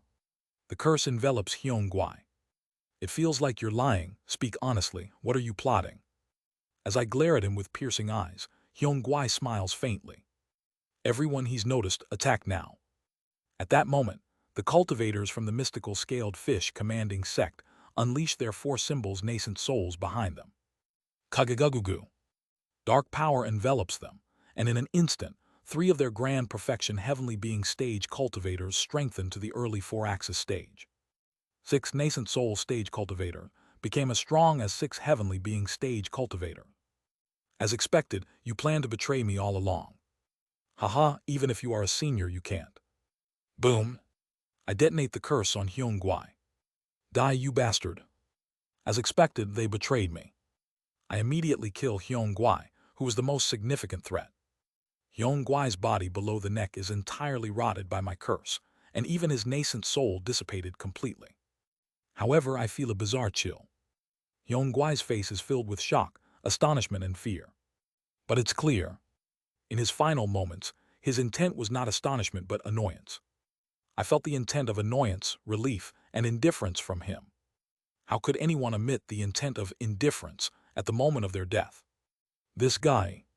It feels just as unsettling as when I killed Coatrial. But unlike with Coatrial, I didn't remove the skin mask and completely rotted Hyung-Gwai's remaining head to obliterate it.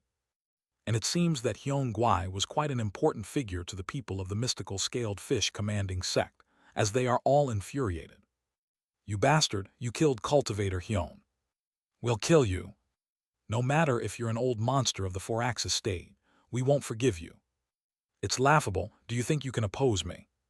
I cast Ghost King transformation once more. Then it strikes me. Wait, these guys. 3 at the heavenly being stage. 6 at the nascent soul stage surrounded me. Their real strength is 1 stage higher due to the 4 symbols' nascent souls, but there are clearly 9 of them. Weren't there nascent soul cultivators? I hurriedly look around. Then I spot a nascent soul disciple of the mystical scaled fish commanding sect holding the heavenly lotus fruit in one hand, and a tingwood depicting a beast with a large horn in the other, near the Melia tree lake with the totem poles. The beast depicted is exactly like the one on the gate of the side path. What are you trying to do? The disciple of the mystical scaled fish commanding sect grins and brings the heavenly lotus fruit to the tingwa, shouting, I beseech you, recognizing sin, Chinese letter, please judge the unjust contract, the unjust oppression, and the unjust abuse done to us by the Black Dragon King Hyun Eum. I plead thus. If deemed unvirtuous, please dissolve this contract. Wu Wung. As the tingwa begins to glow, the entity named Recognizing Sin within it seems to come alive and open its mouth. The disciple throws the heavenly lotus fruit into the mouth of Recognizing Sin.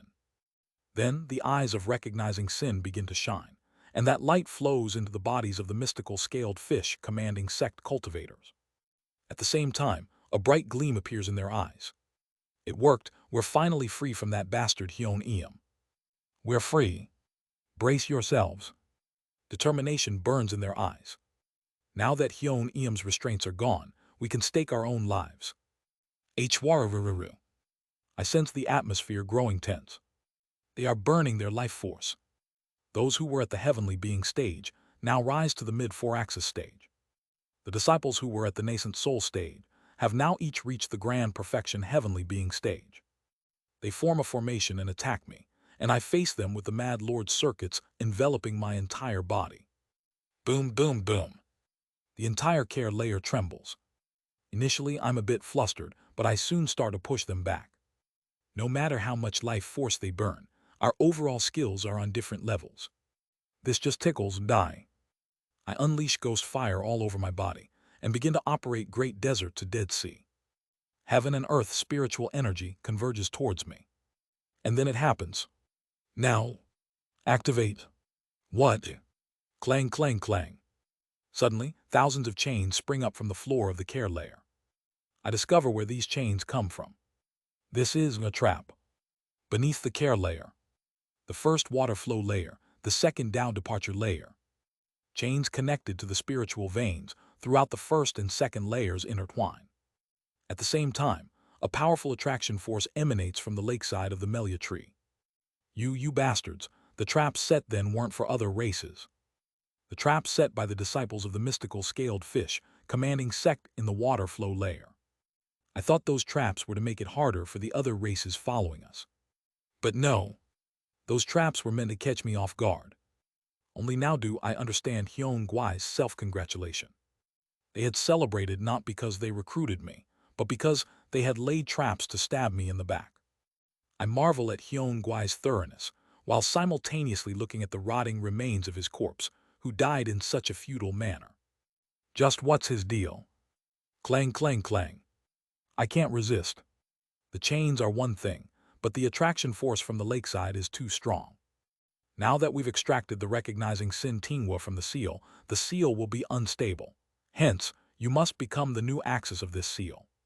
The disciples of the mystical scaled fish commanding sect glare at me as they speak. Consider it the price for killing Hyun Gwai. You damned mystical scaled fish commanding sect bastards. You were planning to stab me in the back all along, even without Hyun Gwai. I struggle violently, and each time, the chains set up by the mystical scaled fish commanding sect rattle. It's noisy. You've lost, so stop struggling and accept your fate. Damn it. Splash. Drawn by the attraction force, I'm pulled into the Melia tree lake, bound by the chains. My strength. The lake water isn't ordinary. As soon as I fall into the lake, I become unable to use any form of strength. It feels as if all my strength is nullified. I can use spiritual power, but physical strength itself is ineffective. However, my spiritual power is bound by the black chains, effectively sealing me completely. I grit my teeth but soon calm my mind. Well, it doesn't matter. They will eventually release me. With their own hands. It's over. Though we captured the old monster, disciple Hyun Gwai is dead. To think the one who devised the entire plan has died like this. Mystical scaled fish commanding sect has lost its strategist.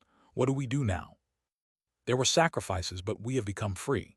The only witness to our newfound freedom has become the axis of the seal. The seal is intact, and the secret is safe. Hyun Eum won't know immediately, so let's report to the Grand Elders. Before Hyun Eum finds out, we need to find a new Grand Cultivator to back us up. Understood. They mourn Hyun Guai's death, and gather the recognizing Sin Tingwa, and the fortuitous opportunities they obtained from the storage scroll. With that, they descend from the third floor with their newfound freedom. Unnoticed, Seo Lee spread the mysterious bizarre goo among all of them with the record of transcending cultivation and exhausting martial arts. Unbeknownst to them, they are being assimilated by Seo Lee as they pass through the Tao departure layer and water flow layer, exiting the storage scroll of lofty dragon true person.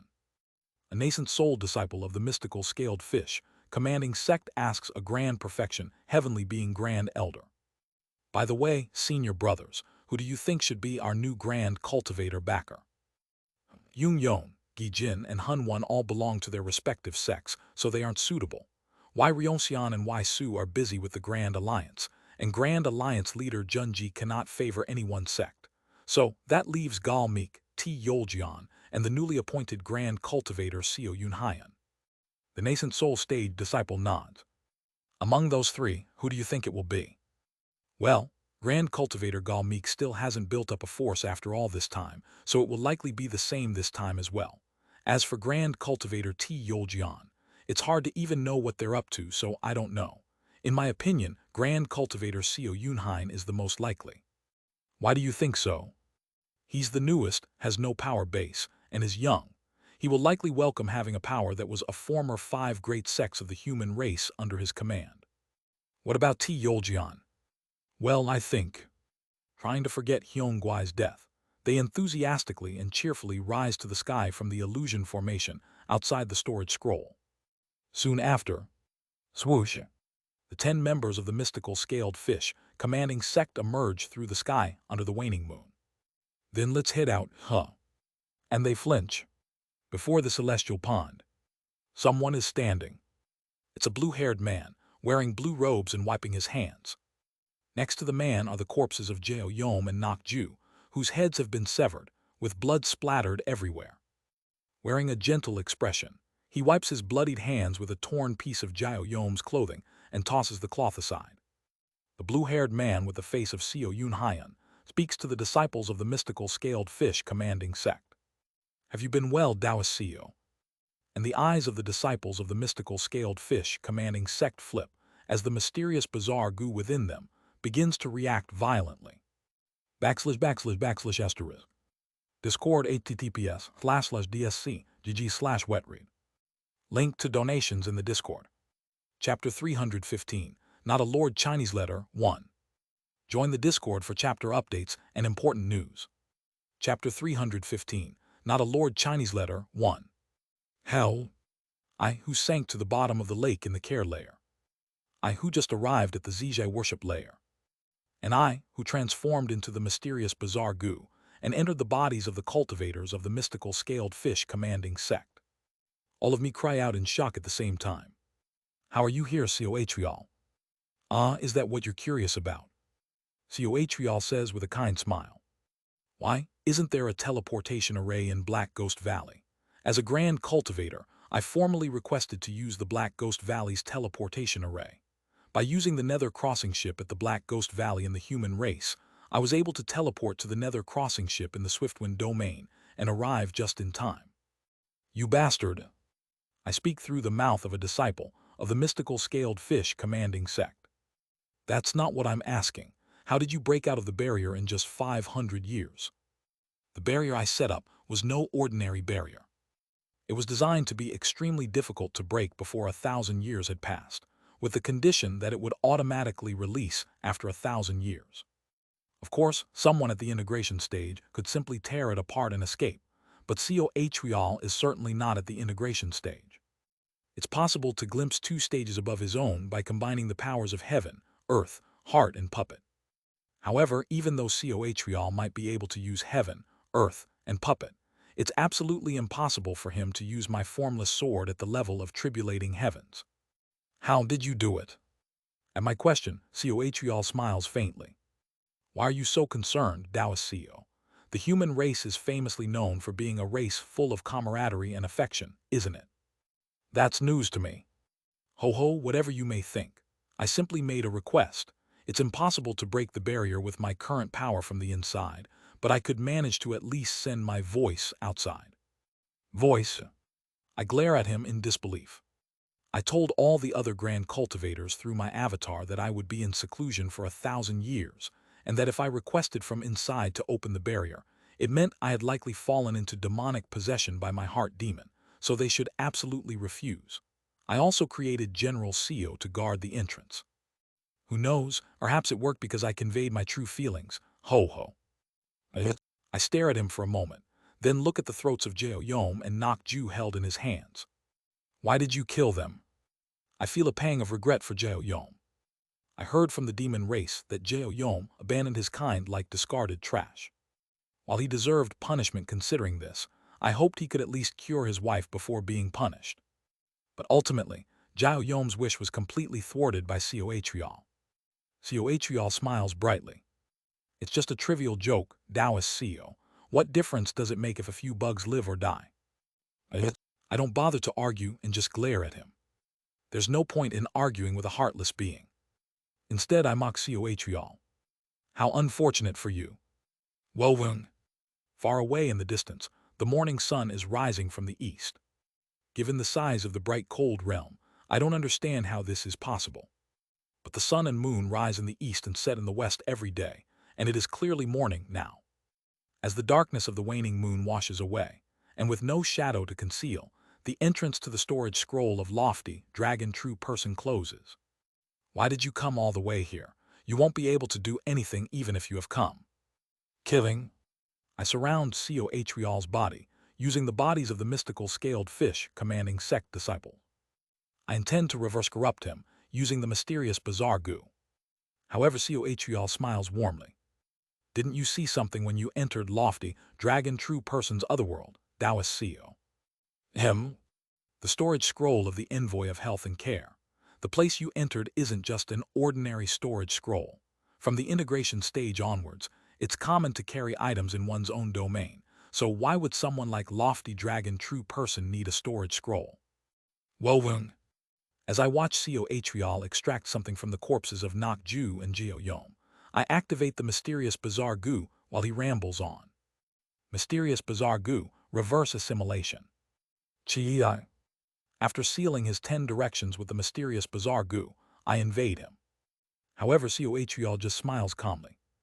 The place you entered was, during the Great War that occurred hundreds of thousands of years ago, used as an alternate dimension by Lofty Dragon True Person to designate all living beings of the bright cold realm as protected species, and prevent their extinction from the battle between love of virtue and Lofty Dragon. After teaching the concept of health, Chinese letter, to the beings of the bright cold realm, Lofty Dragon True Person allowed anyone who understood this concept to enter and become protected. Kagagagugu. Seo Atrial's energy starts rising sharply. This is. He absorbs the energies of Jao Yom and Nok Ju, temporarily exuding the aura of the 4-axis stage. His eyes gleam, and familiar characters begin to float around him. Health, Chinese letter. Health axis, Chinese letter. Release, Chinese letter. Flash. The power of health illuminates heaven and earth. At the same time, something massive echoes through the dead earth domain. Koun clack. The sound of a latch opening, or perhaps a lock being undone. The moment I hear that sound, I notice goosebumps rising all over me. This bastard. The entrance to Lofty Dragon True Person storage scroll had already closed, but Seo Atrial has reopened it.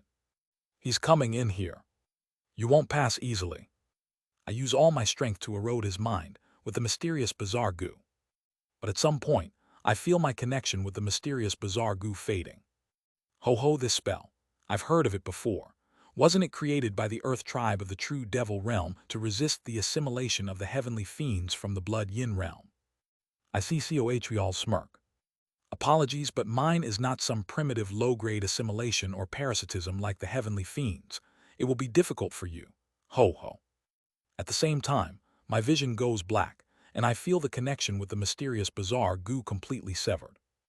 Among the mysterious bizarre goo that have entered COH control over all of them is lost, leaving only the sight and sound of one goo. He has absorbed my goo and made them his own. Why did he leave the sight of just one goo? And soon I understand why. Splash! COH plunges into the celestial pond. Simultaneously, he skillfully navigates the illusionary formation by reading the constellations. This bastard! He left the sight to make me anxious on purpose. I ponder, feeling a surge of irritation at COH's intention. But it's not that big of a deal. Even if COH reaches the care layer, I am sealed. Presumably, even COH can't do anything about this lake water. The lake water nullifies physical force tremendously, and also has significant resistance to spiritual power. He absolutely can't enter this water. He can't come in, so what can he do? Aha, so you were sealed within the clear tears. Chinese letter, Chinese letter. What? I feel goosebumps all over my body. COH speaks through the remaining mysterious bizarre goo's vision and hearing. This is going to be quite bothersome, but the way to nullify the clear tears is surprisingly simple. If I make a hole at the bottom of the care layer, the clear tears will naturally pour down to the lower layer, and you can come out Taoist CO. Chills. I grind my teeth at the thought of the worst-case scenario. COH this bastard right now. So you're curious about how I read your thoughts. Step. COH breaks through the illusionary formation in an instant and reaches the gate entrance marked with the plaque scroll of lofty dragon true person, the envoy of health and care. Creak. Upon reaching the entrance, COH begins to manipulate his face. His face twists and transforms from blue-haired CO Yun Hyan to the complete face of COH. Except for the lack of horns, he is now completely COH. Don't worry, Taoist CO, you'll understand soon enough. Ho. I feel a chill as if I have fallen into an ice cave. Since becoming a ghost king, I have never felt so cold and had my spine tingle like this. Does he really know all my thoughts? Tingle. Feeling a prickle from deep within my heart essence, I collect my thoughts. No, I can't believe all of COH's words. I always like to tell the truth. Don't be swayed by his deceitful words. With the prickling sensation in my heart essence, I ignore COH's words. Then, I inspect all the mysterious bizarre goo connections and make my consciousness as dormant as possible. After that, I accelerate my consciousness with ultimate pinnacle and ensure that the waves of my consciousness do not leak out by using the wonderfully mysterious innate heart cannon before I organize my thoughts. Is he following my accelerated thoughts? No, he's not. He can't read all my thoughts. He can only read the parts that are strongly expressed. Whether it's through the mysterious bizarre goo or Yuan Yu's blood body, even if there is a reason he can read my thoughts, it's not perfect. And then, as COH walks through the water flow layer, he speaks to me again. Interesting, Taoist CO, why don't you give it a try? I can read everything. His words are certainly chilling. But the closer he gets to me, as he draws near, should I say it, the sense of vigilance? From deep within my heart essence, the prickling feeling grows stronger.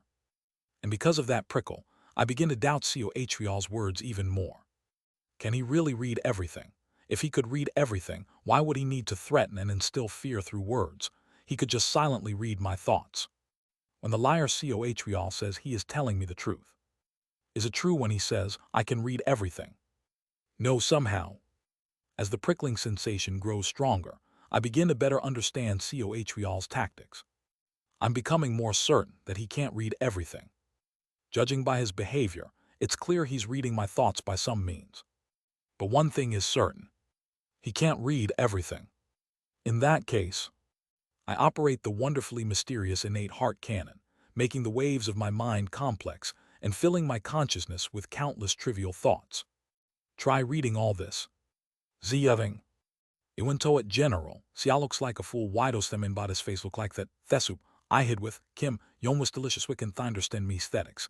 COHEAL begars vertrag I like, Kang Min He, what COHEAL secret did the main badirially getting? If COHEAL and the mad lord order red sweet answer porktors there with the fight tornate fight, speaking off which middle, realms food culture hasn't truly developed much. After floating a multitude of useless thoughts on the surface of my consciousness, I hide the real secrets. That guy COHEAL, he gives me the chills. I think while taking a deep breath in the Zijai worship layer. The Zijai worship layer is dark. However, the darkness of the Zijai worship layer seems to be getting absorbed by my dream body, and my field of vision is expanding. I am waiting until my vision is fully restored. While Seo Li blocks Seo Atrial from reading my thoughts, I need to achieve something in the Zijai worship layer. After some time, Seo Atrial reaches the end of the water flow layer and is ready to ascend to the Tao departure layer. At the same time, I realize my vision is completely restored. This is the Zijai worship layer. Uvio. Somehow an eerie yin wind is howling ghostly wails. I open my mouth in amazement as I look at the huge things in front of me. The Zijai worship layer feels more like a warehouse, rather than the small worlds the other layers resembled. Statues of recognizing sin as big as small hills, and hanging Tingwa paintings and scrolls. Large boxes and an equally expansive jade slip. Wait where I'm standing.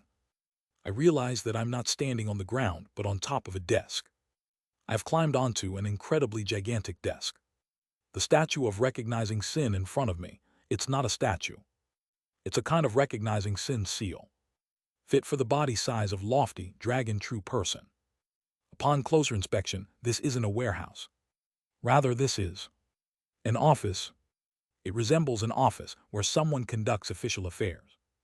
And I feel this place wasn't used by lofty dragon true person. Lofty dragon true person's body occupies one of the largest lands in the Earth Tribe territory. The entire True Dragon Alliance is essentially lofty dragon true person's body. This office is large, but it's far too small to contain lofty dragon true person's entire true form. Without looking further, I fly towards the enormous jade slip on the desk to gather information. Fortunately, I can use the flying escape technique in the Zijai worship layer, so I reach it quickly. Operating the wonderfully mysterious innate heart cannon above the jade slip, I envelop it with my consciousness and begin reading it. This jade slip is. My eyes sparkle. It's written in the language of the netherworld, which I learned from Bai Yul when I made the ritual worship scripture of wealth virtue my own. It's written in the language of the dead. I read the contents of the jade slip. This is. The jade slip is none other than a will. Seat holder of health, Chinese letter, Chinese letter, Chinese letter, Chinese letter. Deputy judge, Chinese letter, Chinese letter, Chinese letter, Chinese letter, Chinese letter. Ancient force true lord, Chinese letter, Chinese letter, Chinese letter, Chinese letter. He Nyong, Chinese letter, speaks to lower seat great net immortal lofty dragon. Ziyeving. Kuag. Name. The moment I hear that name, I feel an excruciating pressure crushing my mind. I have to endure. It feels like I'm going to be devoured immediately. KK Heikuyuyik. Simultaneously, I steady my consciousness and strongly link the axis of wealth from Seo Li's body to mine. The attraction force of the axis prevents my consciousness from being dispersed and obliterated. Hafu-hu.